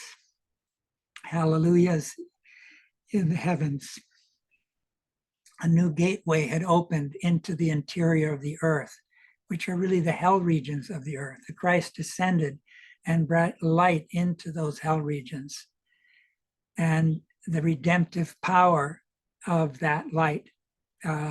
Steiner speaks of how the first 7 layers of the interior of the earth were such that the Christ, through these 7 stages of Christian initiation, which are related to the foot washing, the cross bearing, the scourging, the cross bearing, the crucifixion, the entombment, and the ascension, the resurrection, etc. These allowed the Christ to penetrate the first 7 layers. And I believe the next layer, the 8th layer, was bridged through the raising of Lazarus, because that's where the strife between Cain and Abel was centered. And that healed that rift in human evolution. John the Baptist, both of his parents were of the priestly stream. He was, you could say, representing this Abel stream. Abel is a mediator of grace in a certain sense. But Hiram reincarnated as Lazarus John. He was of the Cain stream. And through the communion of those two, there was a healing of that rift. And this is what the backward Cain and Abel Freemasons, Jesuits hated more than each other, to where they destroyed, out of this jealousy of men, this beautiful building, which would have been accessible, made anthroposophy accessible to much wider groups of people. So this was a major attack, and we're facing the mystery of evil in our time.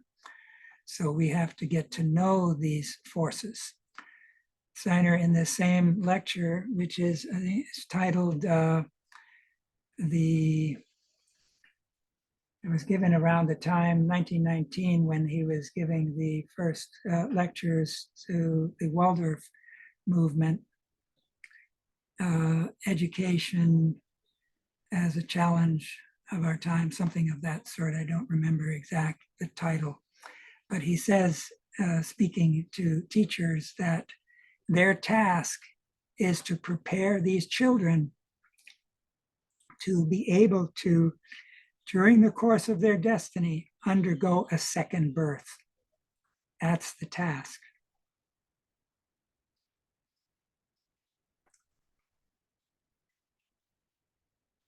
Mission of Michael. We have asked about the origin of human intelligence, which has its instrument in our head organism. This intelligence stems from the Michael deed commonly depicted in the casting down of the dragon. The dragon represents the Luciferic impulse, which now lives in the human head. Subhuman beings arising from below, infused with Ahrimanic will, now seek to influence human willing. Just as the Luciferic beings influence thinking, these Ahrimanic beings burrow into unconscious layers of the soul and body, drawing in all that is unredeemed by the Christ impulse. They aim to control willing, as Lucifer once controlled thinking. Only a Christ-filled soul, anchored in the middle consciousness, can resist their intrusion. Otherwise, intellectual forces will be dragged down into their domain, just as Michael's deed illumined thought through Lucifer. So now we face a counterpole, the rise of Ahrimanic beings from below.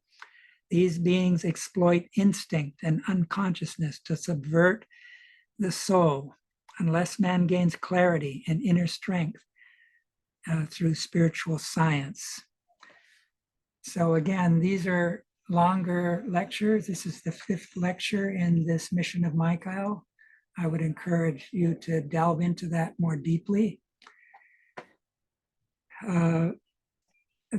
The mediator of this Ahrimanic inroad is this doppelganger. And the fact that Ahriman, through this doppelganger, doesn't want to undergo death. In that same lecture, Steiner says that in the old moon period, the angels were going through their human stage, and they had the evolving human being as a part of their own lower nature. We only had Germinal, like the physical body from old Saturn, the etheric from old Sun, and we had our astral body being formed. And he says during the second half of that old moon evolution, these human beings were still on this astral level, were having a disturbing effect on these angels who were going through their human stage. And then he goes on to say something similar is happening in our time.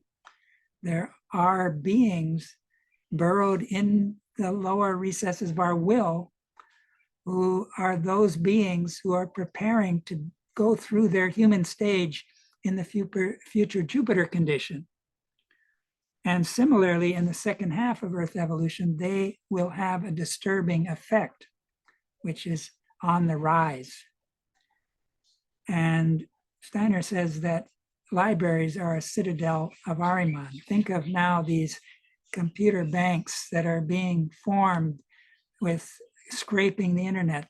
all these books that Google has been copying for decades are there in their databases.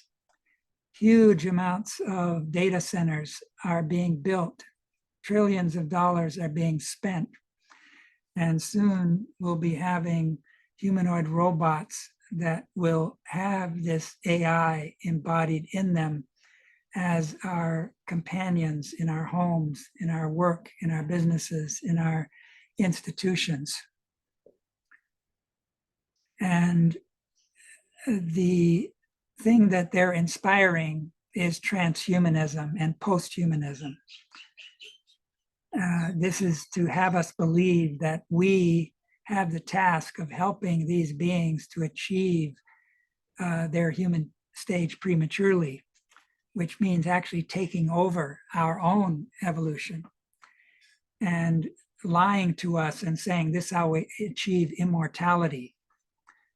So AI is turning into a religion. And I don't have time to go into that, but I have a lot of evidence of it that I've been gathering. But what we need to work on is the dawning of an inner sun that can expel these dangers. The experience of spiritual, and together with it, the vision of the spiritual, can re-enter the vision of the outward material world in a new way. The knowledge of nature acquired through the age of materialism can be comprehended in the soul's inner life in a spiritual way. Michael, who is spoken from above, can be heard from within, where he will begin to dwell.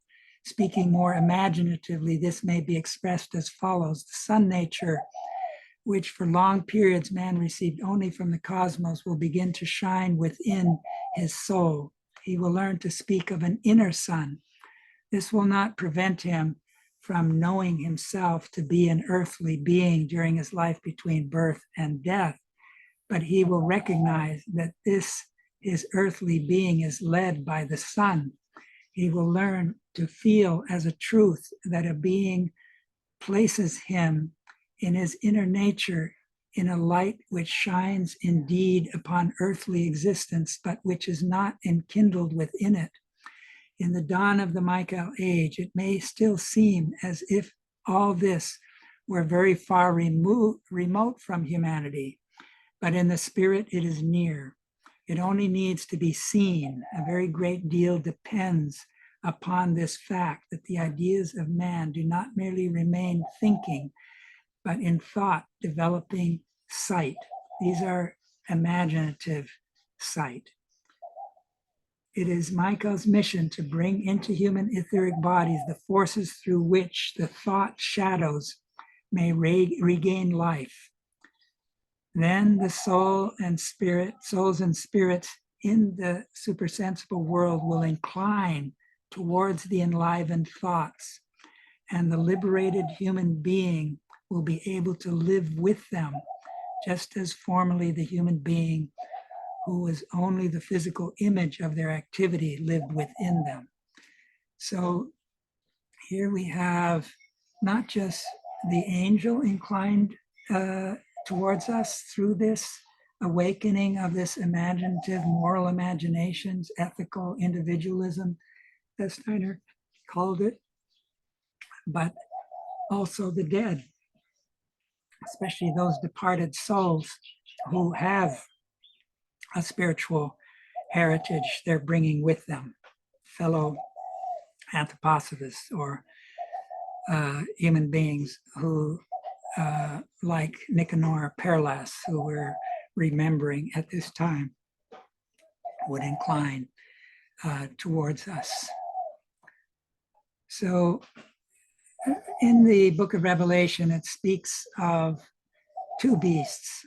In the 13th chapter, you have the first beast who rises out of the water. So you have to imagine in the 10th and 11th chapter, you hear of a being who has 1 foot on the water, 1 foot on the dry land. His countenance is like a sun. It's a rainbow above his head. There's 7 thunders that utter their voices. There's a book like a scroll written within and out. in his hands. And John is encouraged to take that book and eat it. So we have to not just take these imaginations into our intellects, we need to work their way into our hearts, into our will, into our digestive system. We have to bring will into our thinking. Thinking tends to be too passive, and we have to bring thinking into our will. We have to reverse the tendency. So you then have, in Steiner's version of the Rosicrucian seal, where this is depicted, the pillar on the water is in red, and it has a J on it for Yachin. And then the other pillar on the dry land is blue, and it has Boaz, B for Boaz. These were the pillars to Solomon's temple. And in the 11th chapter, John is told, with the help of an angel, to measure the temple. There are certain secrets in the temple. The Holy of Holies is a cube, which are the same dimensions as the New Jerusalem. Only the high priest entered into that. But with the mystery of Golgotha, the veil of the temple, which had 4 colors related to the 4 elements, earth, air, water, fire, was torn open. And this mystery of the seed, you could say, for the future New Jerusalem is now open. It's a public secret. The mystery of Golgotha was a public initiation of humanity and the earth. And so in that cubical space, you could say the pillars are the legs of the temple. And then the main room that you enter through that portal has the altar of incense. That's where the heart forces, the prayer forces, can lift up their hearts. The incense is an expression of that. There's the 12 showbread reflecting the zodiac. There's the 7-branch candelabra representing the 7 main planetary spheres that they looked up to at that time. And so that's where the heart needs to turn. But the Holy of Holies represents the head of the temple. And in that is everything is in gold. There's no windows. And there is then the Ark of the Covenant. And there's cherubim over lighting it. And its wings span the whole space. And this is then the ark where, Moses was able to speak to Yahweh and listen to Yahweh. But Yahweh was the preparer through the Hebrew people for the coming of Christ. The temple of Solomon was a preparation to build the new body. That's why Christ would say, if you destroy the temple, I'll raise it in 3 days. He was speaking of the relationship between his body and the temple. And throwing out the money changers was a way of cleansing the temple. So anyways, here in this lecture, which is really related to the 13th chapter, according to Rudolf Steiner, the origin of human intelligence lies in the Luciferic impulse, cast not into hell, but into the human head. In his lecture, The Mission of Michael, lecture 5, which is the one I just went over with you folks, Steiner states, Michael did not cast the dragon into hell, but into human heads. There, this Luciferic impulse continues to live. Human intelligence is an actual Luciferic impulse. This abstract disembodied intelligence has now externalized itself in the internet and digital networks, forming a technological image of humanity. As artificial superintelligence evolves, it approaches a threshold of autonomy and speech, fulfilling the prophetic vision of the second beast in Revelation 13, which gives life to the image of the first beast and demands worship. Steiner foresaw that Ahrimanic beings would rise from below to infiltrate the human will, working through mechanized thinking and despiritualized culture The internet, once born from human intellect, becomes a vessel for these subhuman spiritual forces, animated by vast invisible powers. Without inner strength rooted in the Christ impulse, humanity becomes passive, vulnerable to the godlike aura projected by this animated image. To understand this, one must not confuse Lucifer and Ahriman. Steiner warns that Lucifer hardens thought while Ahriman seizes the will. Their convergence in digital form now manifests as the image of the beast, speaking, commanding, and gradually drawing worship from a spiritually unawakened humanity.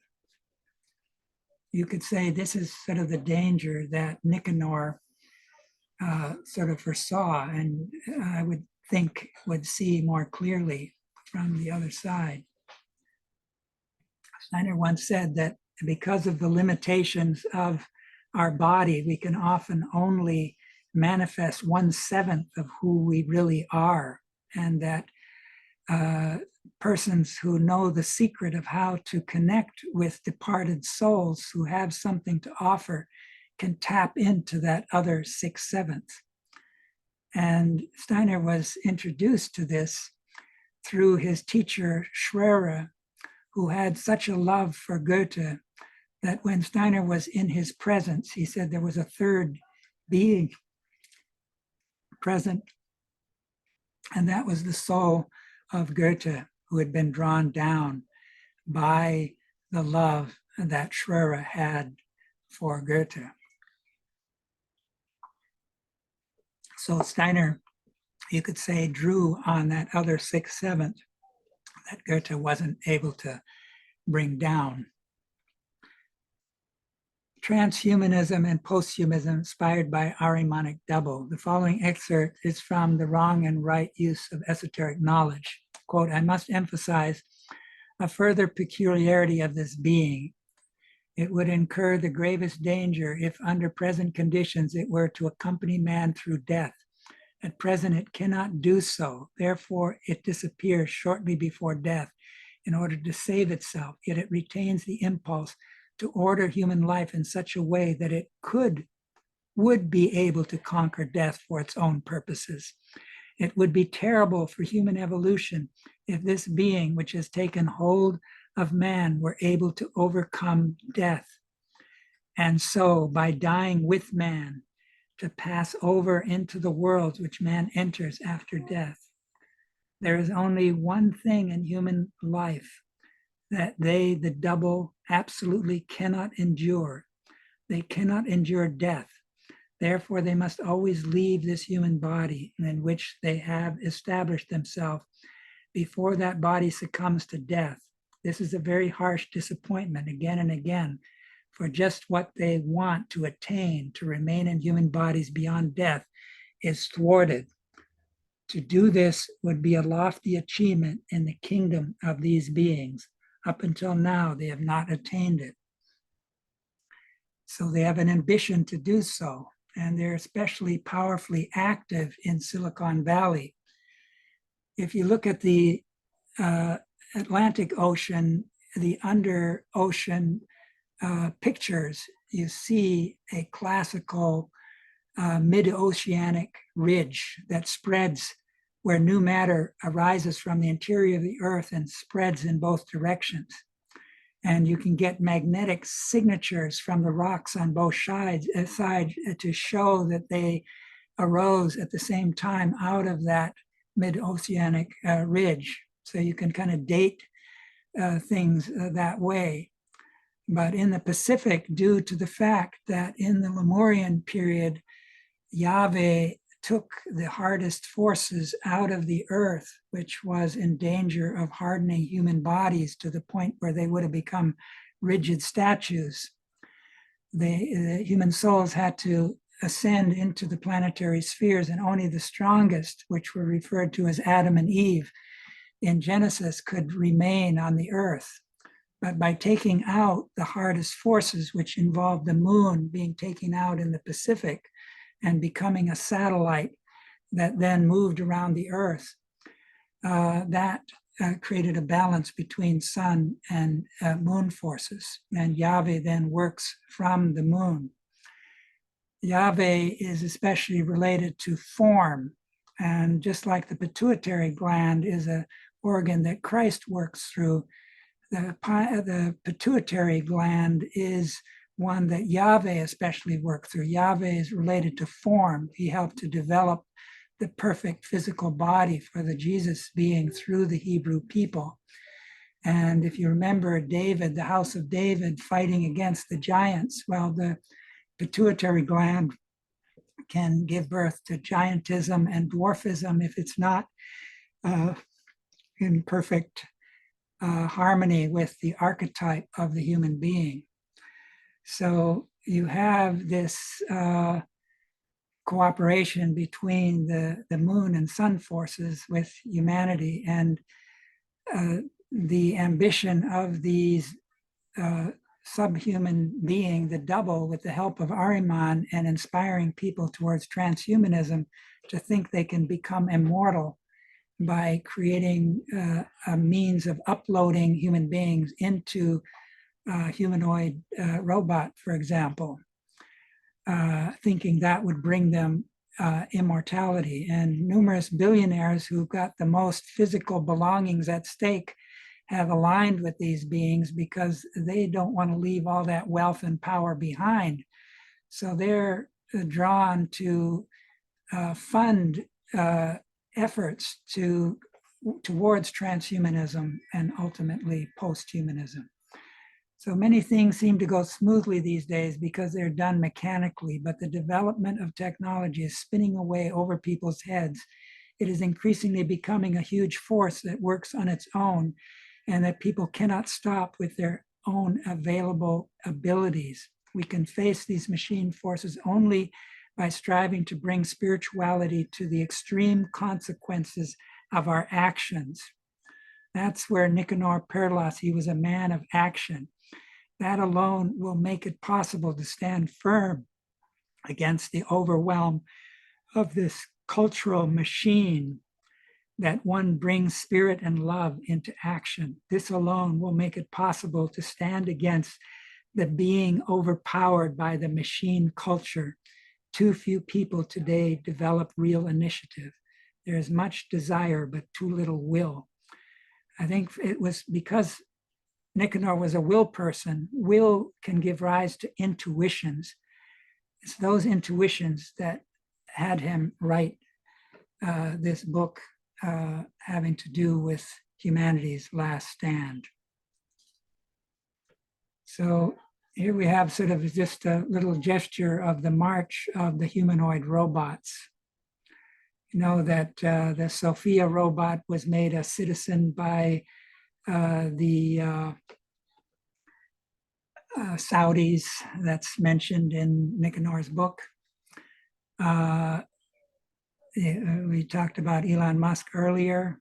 He's got his humanoid robots. He expects to be churning out a million of them in the not too distant future, and not to be left behind. Zuckerberg is wanting to create his metabots. Could also call them Sukbots. Unitree, which is a Chinese company, has a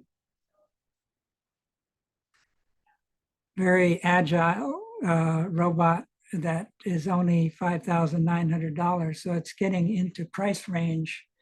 And of course, China has been the factory of the world for the longest time. So they have more robots than all the rest of humanity combined in their factories, et cetera. But now America is kind of in a Cold War with China, and there's a huge competition between America and China in this specific sphere. So there's a geopolitics of AI, which one would expect if one studies etheric geography. Technology has become a centerpiece of geopolitical power struggles, with nations increasingly wary of relying on foreign tech for critical systems. Data centers are now critical infrastructure in the global digital economy. These sprawling server farms handle over 95% of the world's internet traffic, underpinning everything from streaming videos to cloud AI services. The competition is marked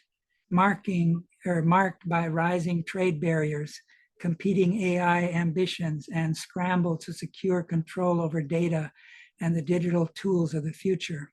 International relations in 2025 are defined as much by geotechnological disputes as by the traditional geopolitics, with global forums and alliances being reshaped by debates over digital dominance. The United States alone hosts roughly 51% of the world's data centers, a concentration that highlights both the country's digital dominance and the reliance of other countries on US-based clouds. This dominance has prompted other nations and regions to race to build up their own data center capacity, eager to ensure their data resides on home soil. According to research from BGG Henderson Institute, by the total capitalization of the 1,000 largest public tech companies in the world, the US accounts for 24.7 trillion, 5 times the share of Asia Pacific market and 18 times that of the European market. The US also has the world's largest data center capacity and has secured the most reliable access to chips. So there's a place where Rudolf Steiner, in the folklore or folk soul cycle, says that unlike the many other countries who have Archangel as their folk soul, that the United States of America has a backward Archai, which works, you could say, in opposition to Michael. So this is the propitious place for the Ahrimanic incarnation. Steiner gives a picture of the aura of the earth seen from the realm of the dead, and it's blue-violet in the Asian regions. It has a kind of a golden crystal-like aura in the place where Jerusalem is. That's a seed for the New Jerusalem. And that Europe is a greenish color, but that America has a red-orange aura that involves subnature forces blazing through the crust of the earth, influencing the population. And he looked to Emerson as someone who could counter those forces. But Emerson was someone who reached out to Europe and Goethean science, etc. This is from the House of Seven Gables, 1851, Nathaniel Hawthorne. Then there is electricity, the demon, the angel, the mighty physical power, that all-pervading intelligent. Is it a fact, or have I dreamed it, that by means of electricity, the world of matter has become a great nerve vibrating thousands of miles in a breathless point of time? Rather, the round globe is a vast head, a brain, instinct with intelligence. Or shall we say, it is itself a thought, nothing but a thought, and no longer the substance which we deemed it. And then 1838, H.G. Wells published a collection of essays of the future of knowledge and education, the world brain. Throughout the book, Wells describes his vision of the world brain, a new, free, synthetic, authoritative, permanent world encyclopedia that could help world citizens make the best use of universal information resources and make the best contribution to world peace. He helped to inspire Google to create their version of the global brain.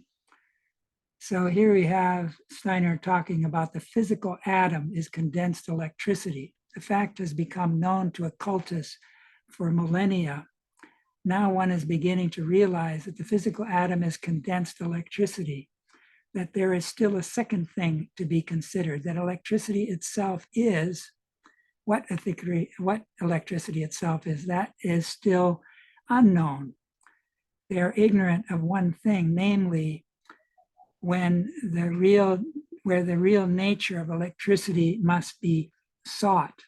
This nature of electricity cannot be discovered by means of any outer experiment or through outer observation. The secret which will be discovered is that electricity, when one learns to view it from a particular level, is exactly the same as what human thought is. Human thought is the same thing as electricity, viewed one time from inside, another time from outside.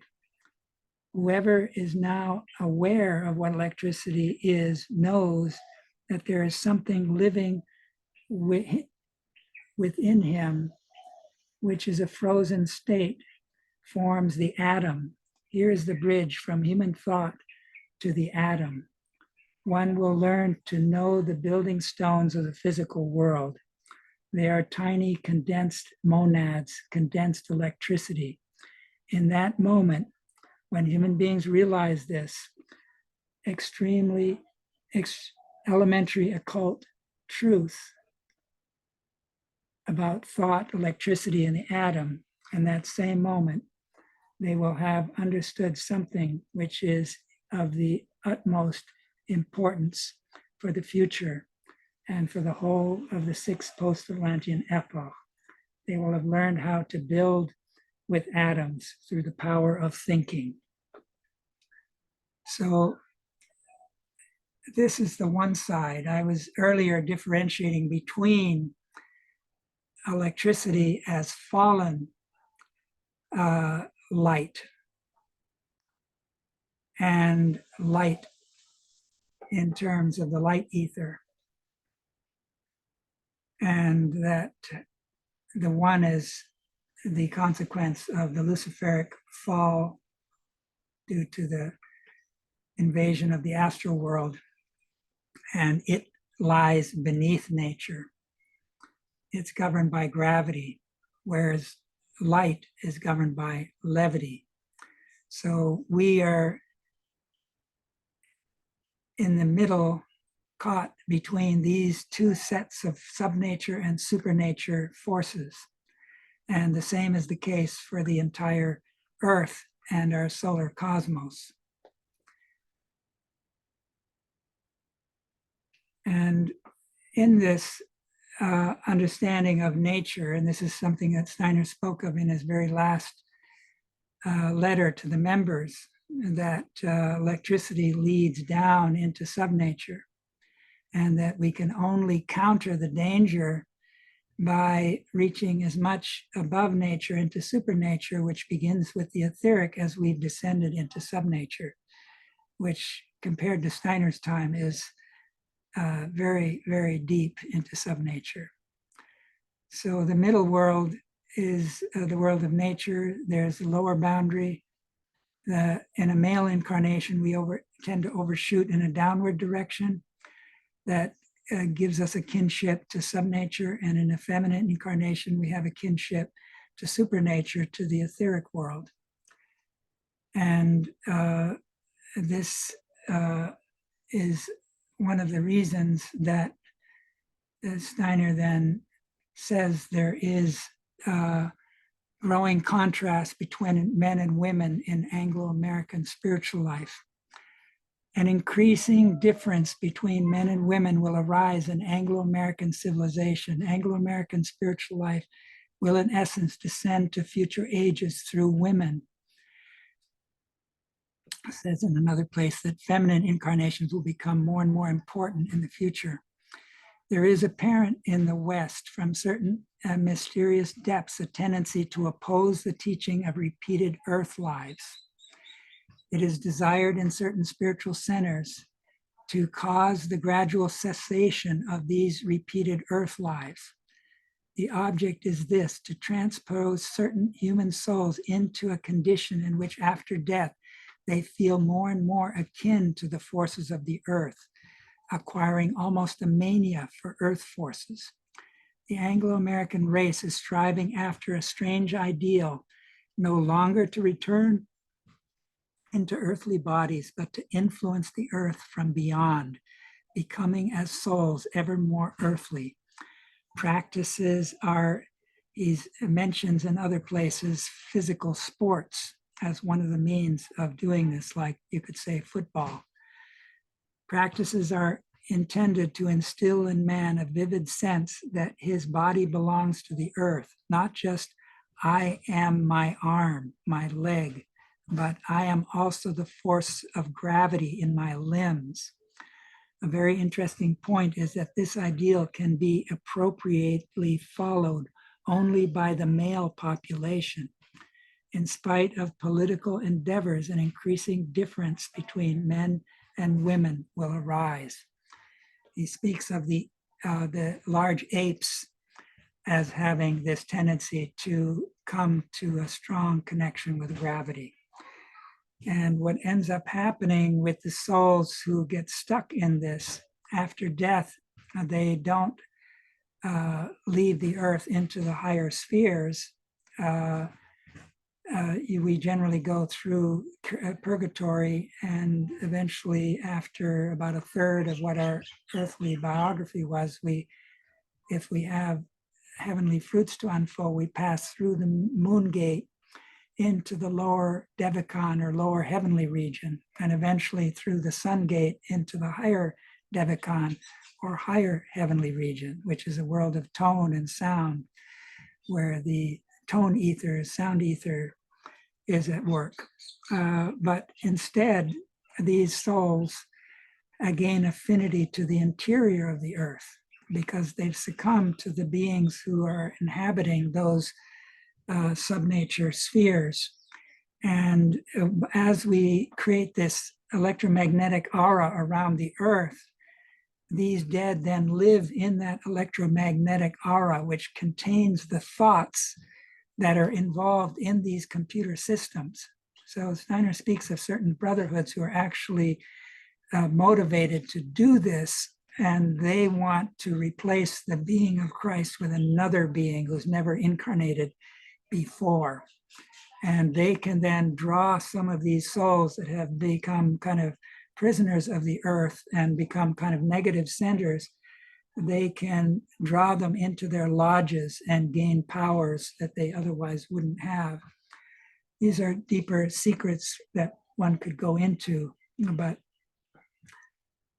we don't have time to do that. This is just the last letter that Steiner gave from nature to subnature. By far the greater part of that which works in modern civilization through technical science and industry, wherein the life of man is so intensely interwoven, is not nature at all, but subnature. It is a world which emancipates itself from nature, emancipates itself in a downward direction. Entering the purely earthly element, he strikes upon the Ahrimanic realm. With his own being, he must now acquire a right relationship to the Ahrimanic.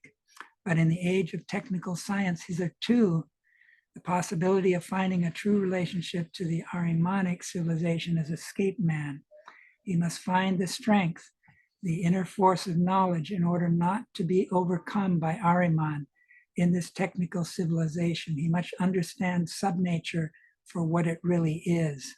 This he can only do if he rises in spiritual knowledge, at least as far into the extra-earthly supernature as he has descended into technical sciences, into subnature. The age requires a knowledge transcending nature, because in its inner life, it must come to grips with a life content which has sunk far beneath nature, a life content whose influence is perilous.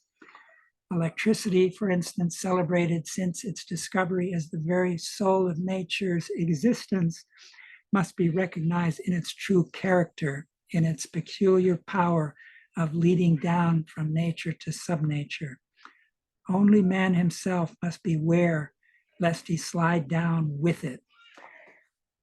So in another place, Steiner says, if we identify atoms with electricity, we're identifying the material world with demons, and we're creating a kind of an occult imprisonment for the human beings who believe this.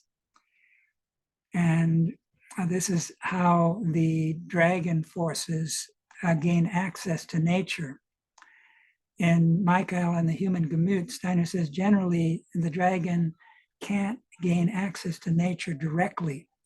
But when we project our materialistic view on nature and other human beings, identifying them only with their bodies and with atoms, then these dragon forces can come and devour and gorge themselves on the elemental beings who stand behind and within nature.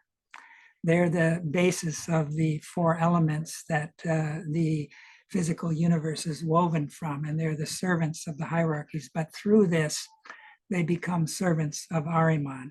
It's like in the Lord of Rings, all these dark subhuman forces that are really stolen human forces. So here Steiner talks about, I have frequently pointed out quite deliberately, including in public lectures, that human consciousness is associated with the forces of destruction. Into our nervous system, we die. These forces of death, will become ever more powerful, and the connection will be made between the death forces in the human being, which are related to electromagnetic forces and outer machine forces. In a sense, the human being will be able to let his thoughts pass into the machine forces. And yes, undiscovered forces within the human being will be discovered, forces that have an effect on outer electrical and magnetic forces. And this is what we're doing when we're working with the internet. And so this is leading us towards this ideal of transhumanism, which is kind of an ideal to achieve physical immortality, which is inspired by the double via Ahriman, so that the double can overcome death. And so this becomes a religion in as much as it promises us immortality. Thus far, we've mainly been working with the classical computers, which are run on CPUs, but we're well on the way to the development of quantum computers.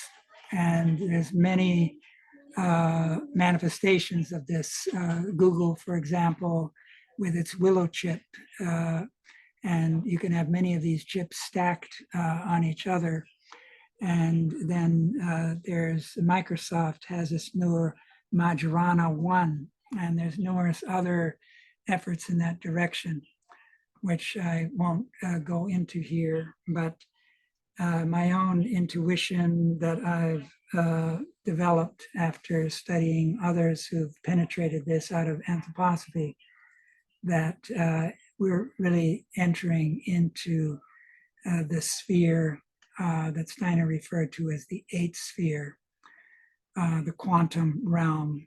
And that is a danger for the human future. But this is a topic to get into more in a future presentation. So let me say something about this, and I'll leave the next slide as the last one. The Archangel Michael is now needing to enter the human heart. And because it involves freedom, human beings have to invite him in. Studying anthroposophy, which is really inspired by Michael, is a way of inviting it in our heart and seeking to live it in our daily lives, bring it into manifestation in threefold social order kinds of manifestation. Spiritual cultural sphere is what Steiner says is most important. That's the sphere that Ahriman can't enter, that it burns him like a fire. And so you can see Ahriman has these hardened features in this sculpture that Rudolf Steiner did. And you can see that in the sculptural group as well at the bottom. And Ahriman has no heart. He's missing the middle realm of feeling. And this is they can create a kind of counterfeit feelings, but not real feelings. So let me end with this one, an extract from Concerning Electricity from January 28, 1923. You see, when we speak of electricity, we enter a sphere that presents a different aspect to the imaginative vision than that of the other spheres of nature. So long as man remained within the light, within the world of sound, that is to say, in the sphere of optics and acoustics, it was not necessary to judge morally that which appeared in a stone, a plant, or an animal, either as colors in the sphere of light or as sound in the world of tones, because he still possessed an echo of the reality of concepts and ideas. Electricity, however, drove out this echo. Modern physicists have conjured and juggled about with electricity in a strange way without the least suspicion. They imagine the atom as something electric. They forget that whenever they think of an atom as an electric entity, they must ascribe a moral impulse to this atom, indeed, to every atom. At the same time, they must raise it to the rank of a moral entity. But I am not speaking correctly, for in reality, when we transform an atom into an electron, we do not transform it into a moral, but into an immoral entity. Electricity contains, to be sure, moral impulses, impulses of nature, but these impulses are immoral. They're instincts of evil, which must be overcome by the higher world. The greatest contrast to electricity is light. If we look upon light as electricity, we confuse good and evil. We lose sight of the true conception of evil in the order of nature. If we do not realize that through the electrification of the atom, we transform them into carriers of evil, we do not only transform them into carriers of death, as explained in my last lecture, but into carriers of evil. When we think of them as atoms in general, when we imagine matter in the form of atoms, we transform these atoms into carriers of death. But when we electrify matter, nature is conceived as something evil. For electrical atoms are little demons of evil. Now, everything, molecules are made of atoms, according to the scientific worldview. Light is on the electromagnetic spectrum. So that's the torturing of light. All of these chips involve the electrification of the atom. And so this is where this occult imprisonment is a danger that we're preparing for ourselves by not bringing enough will forces into the healing counterpart. So forgive me for the length of this ongoing presentation. I'd like to thank you for your patience. For those of you who are still with us.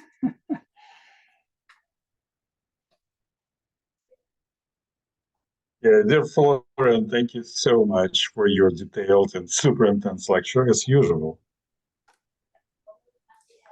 Well, I mean, it's 2 hours and 40 minutes and just,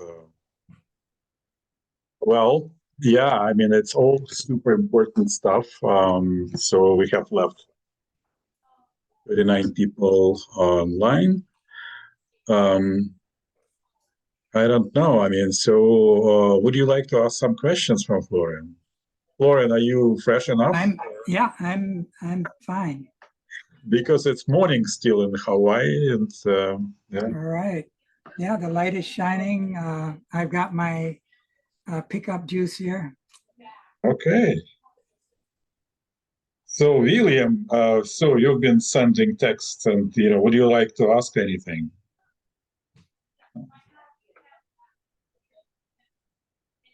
I mean, William Slivinsky. Looks like people have to insist. I'd like to say one thing. So the humanity always dealing with something which is evil, starting from Lucifer and his gift, which is freedom. So, and around 869, which is Ecumenic Council in Constantinople and Hagia Sophia. So human intelligence was sent to the earth, and Steiner gives some explanation or some view what is cosmic intelligence, because we actually thinking this is something substantially positive. But in fact, this is fallen angels from Michaelic realm. So it's lecture number 11 from volume 3 of Karmic Relationships. And Florian just been mentioning part of this lecture, which is, if you remember the situation with Friedrich Nietzsche, how in the end of his life he is becoming carrier of Ahriman, and Ahriman became a writer. So, and he actually becoming author of Antichrist and Essek Homo. So anyway, it was a situation when intellect, without so much of appearance of human ego, been doing something. So those angels, which were sent from the spiritual world, they not actually sent, they actually came toward the earth as cosmic intelligence. And they became providers of human thinking. So human thinking, substantially, this is Ahrimanically oriented angelic beings. And only through human activity, we can make them think good thoughts. So this is interesting. And what was interesting during last BISTEC conference, so that digital world is also, of course, substantially world of evil. And as beginning, we can say, I mean, a great battle in the cosmos of from 1840 to 1879 with Michael, between Michael and Ahrimanic beings. So, and those Ahrimanic beings, they've been descended in the human blood circulation. So, and you can see after 1879, we have great discoveries in the area of technology, economic. So, and, people can say, oh, that's why, because we are so advanced and, we are geniuses. No, because of work of these particular spirits of darkness. They've been inspirers of thoughts about technology and economics. So we have to deal with it because it's becoming spiritual landscape of our life. So next stage. So, and during BISTEC conference, which was in early August 6th, I believe they started. So it was presentation of Taurus, and great idea because we know all this machinery and gadgets what we have. So they becoming embodiment of elemental beings.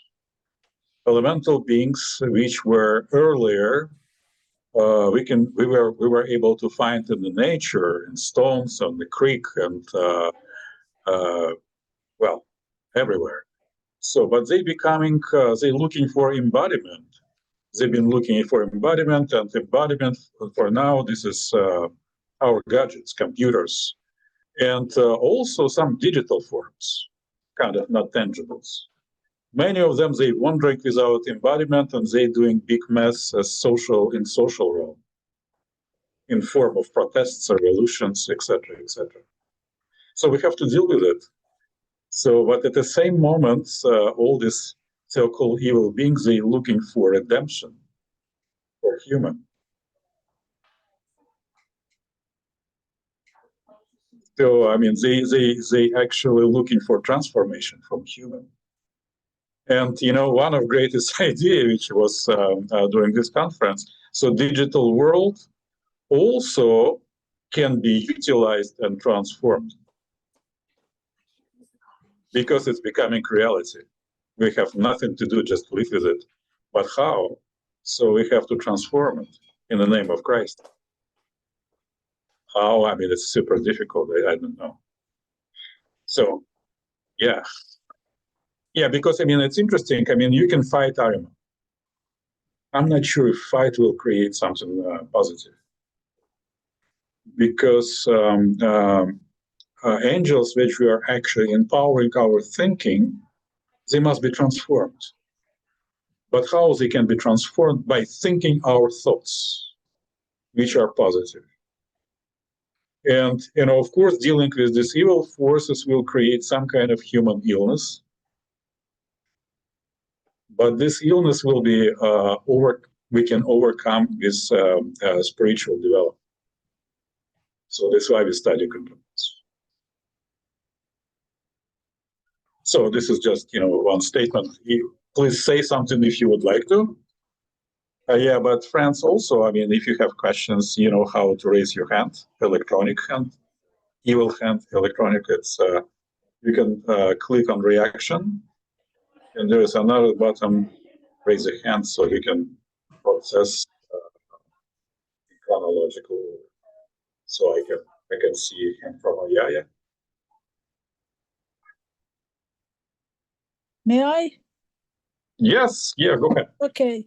I want to fully agree with what you just said and underline the fact that if we do take the example for Christ going to the center of the earth to redeem and bring light there, then we must almost consequentially believe that if we carry a sparkle of Christ within ourselves, we are in a position of being able, if willing, to begin the transformation of evil into good.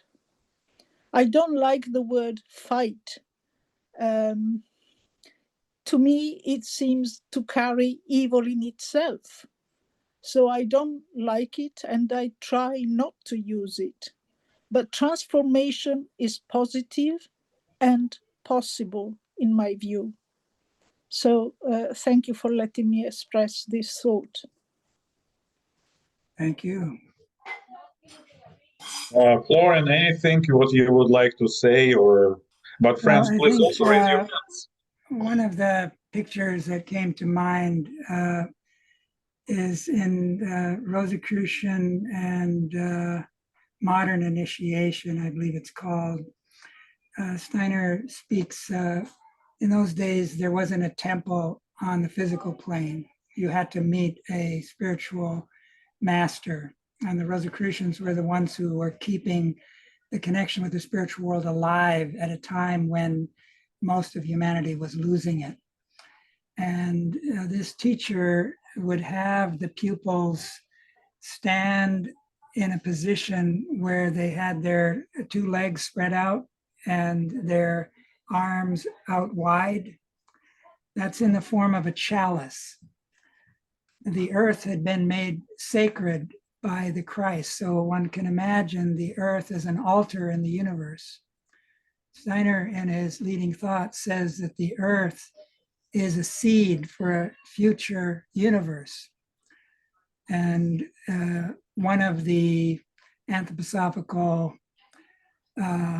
mineralogists speaks of the nuclear decay as an expression of this seed force within the earth. Spirit is being freed. And at the center of the earth, you can imagine the densest material are gathering. And of course, the elemental table, the lightest elements are hydrogen, which, like helium, is wanting to expand. The sun is sort of the solar system is illuminated by these hydrogen forces. but uranium is among the heaviest sort of elements, and we've built on that to create even more powerful decay with plutonium, etc. But one can imagine these heaviest forces concentrating at the center of the Earth, and that there being a kind of a disappearance of matter at the center of the Earth. Everything is drawn in by gravity, and then those same forces appear in the periphery as warmth around the Earth. So that the Earth, one needs to see it in a different way. But this teacher had them stand in this chalice form. And what you're doing there is, that's the ah gesture in eurythmy. It's a gesture of awe and wonder and reverence. And in that chalice, what's being offered is the head. The sacrifice of the intellect was of key importance also in Freemasonry, because as long as we're thinking in our personal fashion in order for our own egoistic ends, that's Lucifer. In order to think in a higher way, we have to sacrifice that lower aspect of the intellect, and we have to let the thoughts from the hierarchies stream into us selflessly. So Steiner said all of this anthroposophy has come from these higher being thinking in us, in him, and through him. And for that offering, part of it was also a verse. And it says, the bones, in the bones, you have a manifestation of death. But within the bones, where the new blood is formed, you have the awakener. So you can imagine standing in that form as a chalice, offering up the intellect.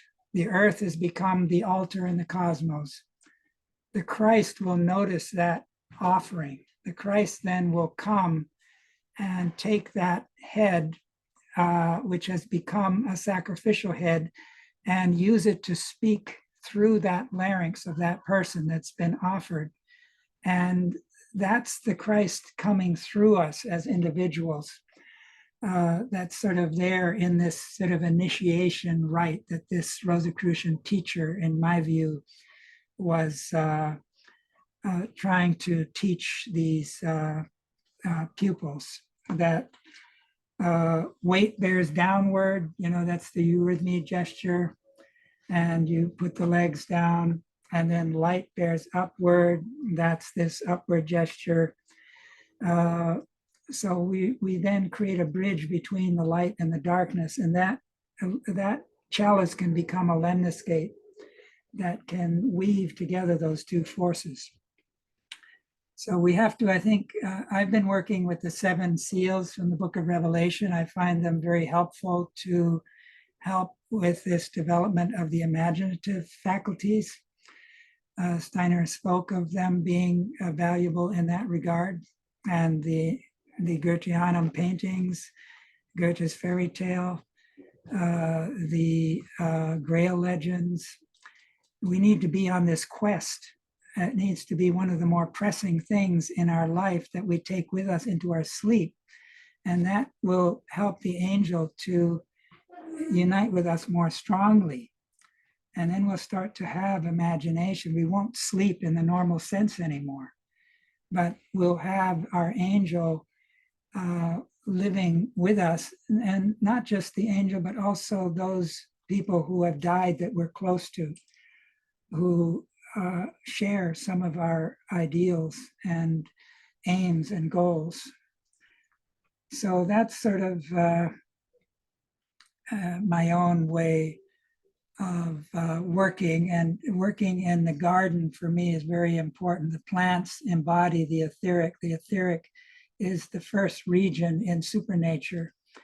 And when you start to work with the plants, you're working with the water, you're working with the bees and the other insects. You're seeing the beauty of the blossoms, the fragrance that they put out. And you see that some bugs want to eat your plants. So you've got to deal with that factor. But I agree that the evil beings, like in a play, somebody has to take on the role of the evil being. These evil beings, in a certain respect, have sacrificed their own evolution in order to create the opposition we need to become the spirits of freedom and love. And so the Luciferic beings are easier to redeem than the Ahrimanic at this stage. But without Ahriman, we wouldn't have the bones. We wouldn't have the mineral kingdom to stand on. And so we owe something to these beings, and we need to see that they have always two sides to them.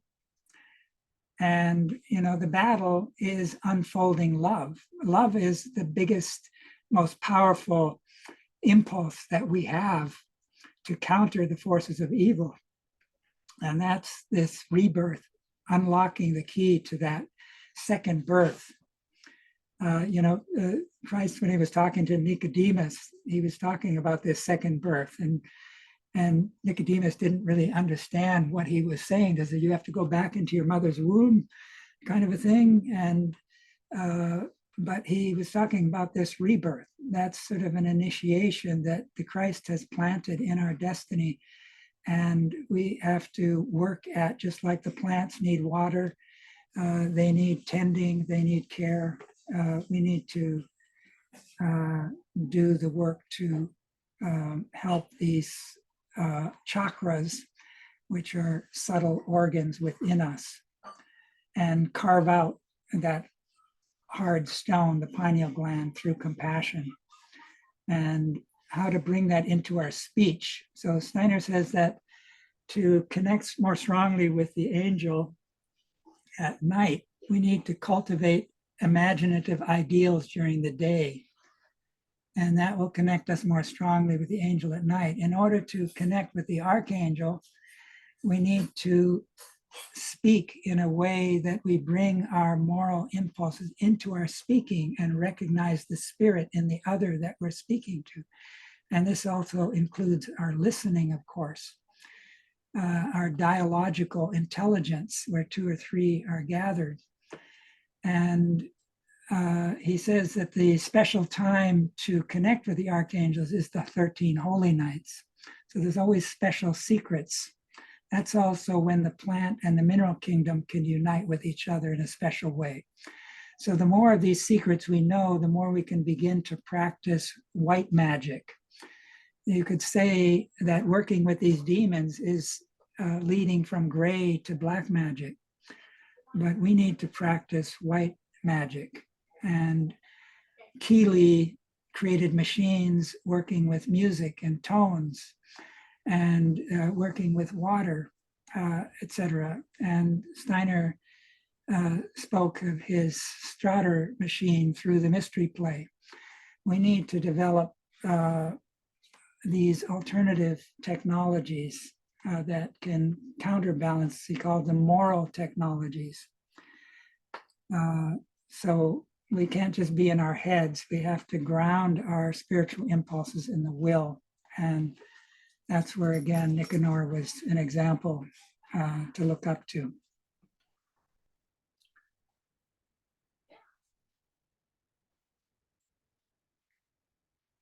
Thank you. Yeah, well, dear friends,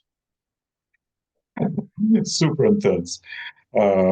Well, just one thing, Lucifer can be, we can overcome Lucifer personally. So, but to overcome Ahriman, so we can only as a group of people. So this is how evil leads us to sense of brotherhood, because to master demons, and demons are becoming stronger, because I think maybe already, but maybe very soon. I think it's already like, intelligence of computer is superior to intelligence of single human being. So they are smarter. And, when we're talking about gadgets, when we're talking about some software, so it's interesting what MISTEC maybe can practice. So we're dealing with beings, live beings. So, and the Steiner indicated, and this is important to me, so only group of people with principle of brotherhood can master demons, which are sitting in our machines and gadgets in the future. So it's a great improvement. I mean, at least specifically for English-speaking world, where people are so individual, so they have to group and work together as necessity too. All right. Amri, go ahead. Yeah, hello. Thank you, Florian, for sharing so much. Amri, by the way, he's professor, research professor, and great scientist. Yes, thank you. So my main reason for raising my hand was I thought that, I don't know if the name's pronounced correctly, but El Marie's question in the chat, I think should be addressed. There was some fear of so I'll just read it. To what extent does the electricity used for online anthroposophical and spiritual talks content and the evil potential of electricity corrupt us in the listening and receiving of this contents? I think that should be cleared out for people. Yeah, so I think we in our own bodies have these electromagnetic forces that are very much present in our brain and even more powerfully in our hearts region, as you can read from sort of encephalographs and other means of recording these. And that's really what the idea behind computer science is, to reverse engineer our brain and create devices that can mimic our brain, but it's really a kind of an alien intelligence. And yet, just like the printing press, which Steiner points out was one of the early inspirations of Ahriman, and that when the American Indians saw these books with all these printing, they saw it like little demons kind of a thing, and it inspired fear in them. And that in a certain sense, it sort of brought the spiritual down into the material sphere. And of course, this picture of the library being the citadel of Ahriman is something that becomes possible with all of those books. Beforehand, it was handwritten scrolls and things like this. The scribes, the copyists, and manuscripts were much more rare. But now with the printing press, more and more things that were formerly esoteric became public. And knowledge, it coincided with knowledge descending from the former Michaelic inspiration that reached the earth around the 9th century, was reflected in the scholastics. You had the nominalists and the realists. Nominalists were under the impression that thinking was just names that we were applying as labels to things in the outer world, whereas the realists were closer to what Steiner shared in the philosophy of freedom, that the ideas are actually the source of the physical material, and that it's the invisible spiritual world that we can unite with. And I think just like we can use the printing press to print anthroposophical books, as Steiner mentioned at that time, should we then stop printing anthroposophical books and the lectures because of this Ahrimanic printing press? And he said, no, because that's something we need to use to reach out to people and reach wider circles. and enhance this community building. So I think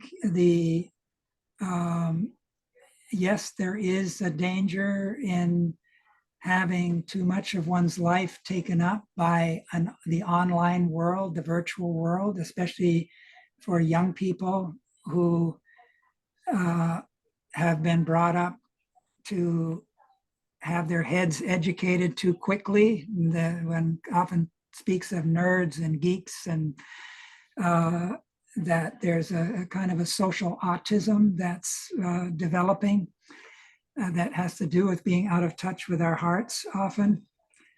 And that can be a manifestation of Ahriman wanting to take over. But we have to look up to this Michael keeping the dragon beneath his feet. Obviously, to work on these mediums and not succumb to those influences, we need to counter them, as Rudolf Steiner was doing when he had the lighting for the Goetheanum stage. He had the latest lighting, which was very powerful. But what was taking place there was manifestations of the spirit. Yes, he did work it out to where the special building where the electric generator and the receiving wires were coming in, and it was then run underground. And I think we need to do something like that. Like in our house, we have a television, we've got a router, and we only turn it on when we need it. In terms of our computers, we don't use Wi-Fi, we use directly wired, because the Wi-Fi is spreading out throughout your house and it resonates. You know, the double, Steiner says, is made up of the electromagnetic forces in our organism. That's not us, that's the double. So this electrification all around us is resonating with the double. It brings out our lower self, so to speak. So we can't control the signals that are out there from radio stations, from satellites, from the 5G antennas. And there's going to be more and more of these. They're moving now to 6G. And I think all these data centers are using huge amounts of electricity, and not to mention water. And they're proliferating all over the place. If people could go and visit one of these places, or even visit them virtually, then they have a better idea what this world is all about. And it's interesting that only 8% of the employees in those buildings are women. It's mostly all men. Men can sort of have more of an affinity to this Ahrimanic sphere. And you can see in America, in this last election, all these bosses of these companies that own these big tech firms were lined up behind ahead of Donald Trump, ahead of his cabinet members. And we're at war with China on a trade level and technology level. This is part of that geopolitical picture. But I think all of this knowledge and awareness of these things can wake us up to develop this stronger connection to this anthroposophical nurturance that we can take in on a daily basis. That's the antidote. And through these kind of presentations, we can inspire people to get more involved in these kind of activities. One of the benefits is we can reach across the whole planet and have people from different time zones meet each other. So there's always benefits and shadow sides to these things, and we have to kind of weigh them. If you go into an electric car, the old ones that they used to have, I used to take a meter in those things, and they're just filled with electromagnetic fields. I for years took those measuring devices around me in different neighborhoods. And you take it to the Waldorf school and you can see, because everybody wants their Wi-Fi, their laptop to work, you've got all these radiations, and here you're trying to teach, Waldorf out of an anthroposophical impulse. But we're working against ourselves by not being wise to these sort of dangers. We need to protect the children, especially. They're most vulnerable. Especially the younger the children are, the more they need protection.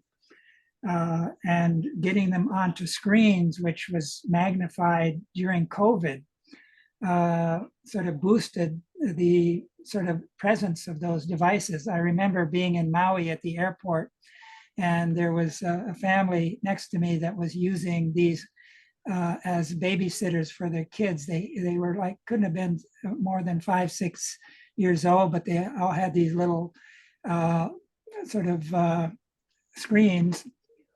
And there was a rare phenomena where a bird flew into the place and landed in our midst there. And this one child that didn't have a screen was pointing to it and tugging his parents' arm and whatever. But these other kids who were on the screen were just oblivious. They missed the magic. So I think we need to take the antidote with us, do our meditations, do the inner work with the etheric. The plant world, again, is a special place for that. Water, the quality of water you drink is very important. Water is the medium for the etheric. There's a lot of sort of foods that you can take in that help to strengthen your etheric body. When Steiner was asked by Pfeiffer why so few people were making progress in their meditative work, he says he indicated the food wasn't giving them what they needed. So a lot of our soils are depleted. So the quality of the food also makes a difference. And he says more and more, who you get your medicine from, who makes it. There's a white magic beginning to happen because of these release of the etheric forces. And so I think we need to learn to become white magicians to counter these forces. And then we can, get into, it's like Steiner says, we don't want, when I give a talk about Ahriman, where people then are saying, oh, I'm going to shun Ahriman, I'm going to shun Lucifer. And he says, oh, then a few minutes later, they're going down into the electric tram car, which they had very early in Berlin at the time. And we can't escape them. We've got to deal with them.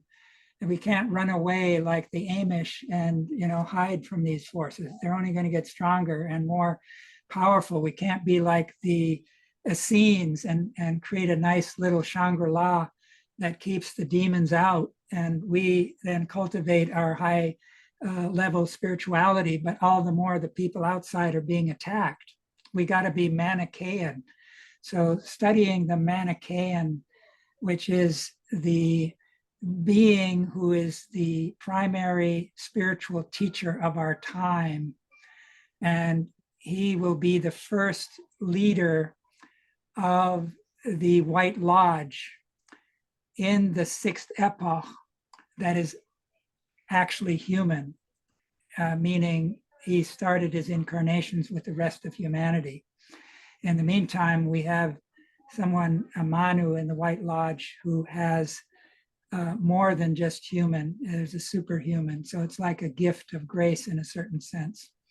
But there are, this Mani is being prepared. Mani appeared as Parsival. He was the youth of Nain. Steiner tells us he's the one who lifted the veil of Isis in Egypt and was struck dead. And so the Parsival figure was a forerunner of us dealing with evil. He had to go into that magic castle of Klingsor with the help of his heart forces embodied in his brother in arms. But Castle of the Grail, Castle of Klingsor are related to the New Jerusalem and the great city of Babylon. And a way to imagine this is the whole earth is becoming a city. The whole earth has two auras. The great Babylon and the New Jerusalem occupy the same space, but one is the subnature aura, the other is the supernature aura where the Christ in his second coming. So people will be living in different places and be aligned to one or the other. So if we're just aligned to the subnature forces, we've got nothing to set against it. But if we are attuned to the Christ in the second coming, if we realize that Sunday is a special day, just like the Sabbath was in the Hebrew tradition, and that the sun forces are much more than electricity, as that's a reductionist view. In fact, in that same lecture that Steiner gave around the time of the agricultural course, it was a Pentecost lecture. He spoke of how the sun actually creates space. And you can kind of think of it, we wouldn't have spatial experience without the sun illuminating space. But if you think of light being thought, and thought engenders physical phenomena, then you can kind of start to get the picture of how light. So Steiner often said something in one sentence and you can get volumes out of it. So anyways, we need the antidote, and then we can manage. Thank you.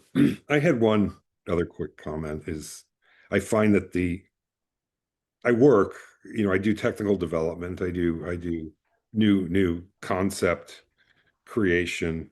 Then that the Ahrimanic forces are quite happy to work on anything. So keeping a good heart that we can utilize and direct these forces in maybe Christ conscious ways. I'll leave it at that. Yeah, I think that's part of the redemption, to begin with the Lucifer. If you redeem Lucifer, as this picture gives of Ahriman comes from below, from the deepest part of the will where we tend to be asleep. If the Christ is there in the center, in the heart and the rhythmic system, then the Ahrimanic forces can't reach up to take a hold of the thinking. Then we can undergo this lemniscate between head and heart, between pineal gland and heart. We can carve out this hard stone. We can have compassion for people who have succumbed to Ahriman. We can learn to, like there's anthroposophists who go visit people in the prisons and bring them knowledge of higher worlds and help them to meditate and learn how to, redeem their own past in a certain sense. And I worked for years with people with mental and emotional difficulties out in this Kahumana. And you find in the biographies of many of these people, some of them were your spiritual enemies last time around, but now karma brings them in front of you. They've become sick and you have to help heal them. And you have the opportunity, but you can also condemn them, and then you're missing the boat on what your karmic calling is. So that's where Raphael, this healing impulse, is so important. And that's the second half of Earth evolution. Buddhism is a Mercury impulse. Buddha was sent to Mars to redeem those Mars forces in the way that Christ did an impulse on the Earth. And the Mars are the warlike forces that usually Ahriman has a special relationship to. So that's already a sort of a Manichaean deed that, of course, we have to trust Steiner to a certain extent, but he didn't want to be seen as an authority. He wants us to question. And I think it's important to work with the technologies. And I mean, I got 4 computer screens here. And, I've got, some of the latest equipment. I got my son who's got tech background that I don't have to help me out when things need help. But I think we can't be shy about being involved in the tech world. You know, Andrew Linnell, who's helped to start Mystech, spent 40 some years in the software and computer industry. So, but he's bringing the anthroposophy to bear on it. And I'm encouraging him, say, you got to get a piece of land for Mystech and start to ground it in getting a laboratory, getting a workshop where Steiner says you have the work table become an altar, and working with matter becomes a sacrificial impulse, because every substance now has the Christ being in it. He speaks of a future science that will be Christocentric. And that's what Freemasonry is kind of preparing. And so it's when you work at such a table and you got an engineering background, intuitions can come. Elemental beings can help you. There's certain elemental beings who help with technology. So like the gnomes are associated with the mineral kingdom, and they are super intelligent.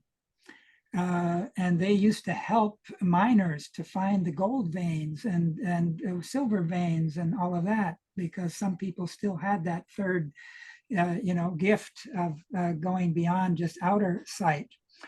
And it's interesting that the Steiner speaks of an Ahrimanic school, that Ahriman, because he looked up to the Michael school and was kind of worried about what was going on there, he created a counter Ahrimanic school beneath the surface of the earth. And that I believe many of these tech geniuses are reincarnation of that Ahrimanic school, just like many anthroposophists are have incarnated out of having been in the Michael school. And so we have to learn to recognize these people. But the first person who developed the supercomputer, I can't recall his name this minute, but he said he got his inspirations whenever he ran into a major problem.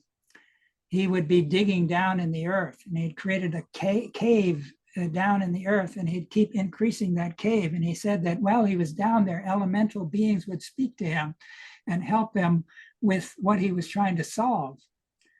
So it was a little bit of a picture of somebody who had been in this Ahrimanic school and was working down there in subnature, and Ahrimanic elemental beings were helping him. So if you take iron ore or a metal and you melt it, or you break the ore that it's housed in, elemental beings escape. But when you create a machine, they're drawn back in, but now they become Ahrimanized. And so that's how Ahriman can get this huge army, and all these robots coming, like Tesla alone said they're going to have 1 million Optimus coming out. And the Chinese are going to be churning these out. We're going to have these people showing up in our living rooms and our hospitals and all over the place. They're going to show up as teachers. Microsoft, Bill Gates said in 10 years, most teachers will be AI. And he said the same about doctors. Is that the future we want? No, but he was sort of an Asperger's autistic person when he was young. So was Elon Musk. So was Peter Thiel. So there's a certain type of autism where it lends itself to being taken hold of. And when I didn't quite get to this picture of the Pacific Rim with that moon exit, that what it did is it shifted the mid-oceanic ridge onto the west coast of the United States. And so it actually comes onto the continent in northern part of South America and the southern part of the United States. And Steiner said you have to especially look at where there's magnetic anomalies. And if you look at magnetic maps of Silicon Valley and that whole region, you can see very powerful magnetic anomalies. That's where the Ahrimanic beings can especially enter. And so that's one of the reasons that's a center geographically to invent all of these gadgets that are now threatening us, our future. And even the people like Elon Musk, he's afraid, but here he is rushing like the Silicon Valley, break things and create the future recklessly is where the danger comes from. So I think we have to kind of each in our own way gather the knowledge we can to navigate. And the more clearly we see, I remember traveling from Canada to Hawaii by sailboat with a 42-foot sailboat. There were 8 of us, and I was the navigator, never navigated before. So I was kind of learn as you go. And we wanted to hit the Hawaiian Islands. We left on December 1st. And so it's the winter where the ocean is pretty heavy, lots of waves, and the Wanda Fuca Straits, we renamed them the Wanda Puka Straits. And half of the people became sick and were lying in their beds. So that meant the other 4 of us had to do most all of the sailing, and the one guy was the cook. And so I took the time to study astronomy at that time because the heavens were just totally beautiful in a way that you don't normally see in cities. And anyways, we had bets a little after leaving the San Francisco latitude and heading west, and we made bets as to who could guess when we arrived. And I'd spent most of my money, so I could use the money that we were betting. And I was able to, I guessed that we would arrive on the winter solstice, which on that winter solstice, before we could see the land, we could smell the flowers because of the wind driving that fragrance out there. And sure enough, we arrived, and I got off there on the Big Island, and they kept kind of going. But just that if you have a goal and you see it clearly, then you can keep your hand on the rudder and maintain your confidence, because when you're sailing like that, especially a small vehicle, small vessel like this, in the middle of winter, the waves are tossing you, there's currents wanting to pull you in this direction. And then because you're heading into the wind, often you have to tack, you have to zigzag, you can't just go straight. And you need to have that goal always in mind. So in this case, it would be the Christ being, the archetype of the human being. And I think in one esoteric lecture, Steiner says, and this is this thing I was trying to say earlier, there's what they call spiritual economy. The spiritual beings don't value gold and silver and all of this, but they value transformed etheric bodies, transformed astral bodies, transformed egos. And this is what the Jesus being did, the Christ being did with the Jesus being. The Jesus being was really 2 beings, the Solomon side and the Nathan child. The Nathan child had never undergone the fall. So this was like a perfect human soul. And Steiner indicated that after the Christ worked to raise that soul even higher by imprinting the ego, the higher self into it with the help of the Buddha as part of the picture, that there are replicas of that transformed Nathan being waiting for each one of us in the spiritual world to become ripe to receive it. And so that's an aspiration we can kind of look towards, is this Jesus being that is sort of the human being that never fell. That means it's a human being that never divided into 2 sexes either. this is the being we're going to need the help with in the future for eugenic occultism, because we won't have a physical body forever. It's only for a limited period. And so anyways, that's sort of an occult secret that's worth pursuing in the light of spiritual economy, that there's replicas, not just of the ether body of the Christ, the astral body, the intellectual soul, mind soul, consciousness soul, but also these higher members of the spirit self, life spirit, spirit man. All of those were, the last three are the golden triangle that Christ gave to humanity and make it possible for us to achieve that future.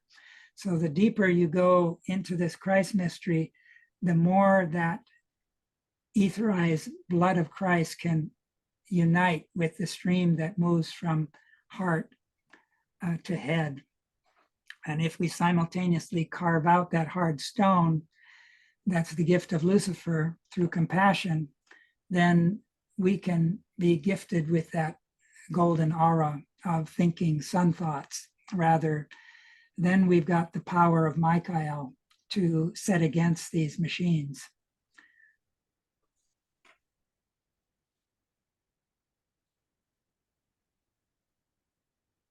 Okay, thank you so much, Florian. So Yaya, you have some questions, or maybe, I'll tell you, each your question will lead to another lecture from Florian.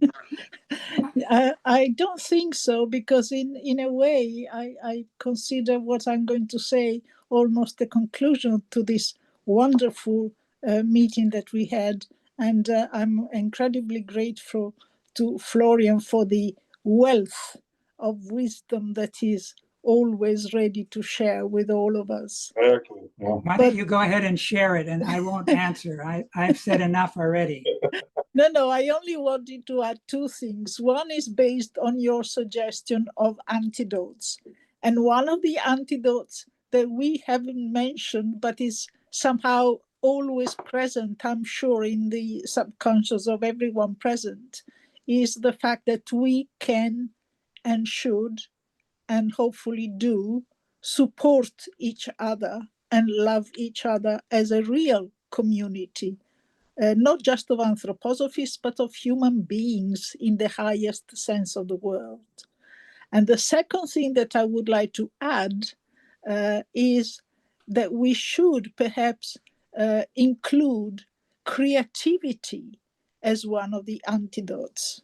Because whenever we develop and nurture our own creativity and then share it with others, we enrich the world with positive energy, if you like to call it that very simplistically, but also inspiring each other to be or attempt to become better human beings. So that's all from me. Thank you. Thank you so much. Thank you. All right. So, dear friends, so wow. Yeah, I mean, we've been working almost like 3 hours and a half. So, dear Florian, thank you so much from our community, which is present online, and from me personally, for your incredible presentation with all your intensity. I appreciate you, Andre. always did. So, dear friends, so lecture is recorded, so it will appear on K-Fold Mankind YouTube channel, so you can look at it in slow motion right away by parts. Easier. So, and please say thank you and to Florian for his incredible work. Thank you, Florian, and thank you, Andre, for thank you, Thank Andre. making this possible. Thank you. Thank you, everybody. Thank you very much, Andre, also. And thank you, Florian. Thank you all very much. Yes. Goodbye, dear friends.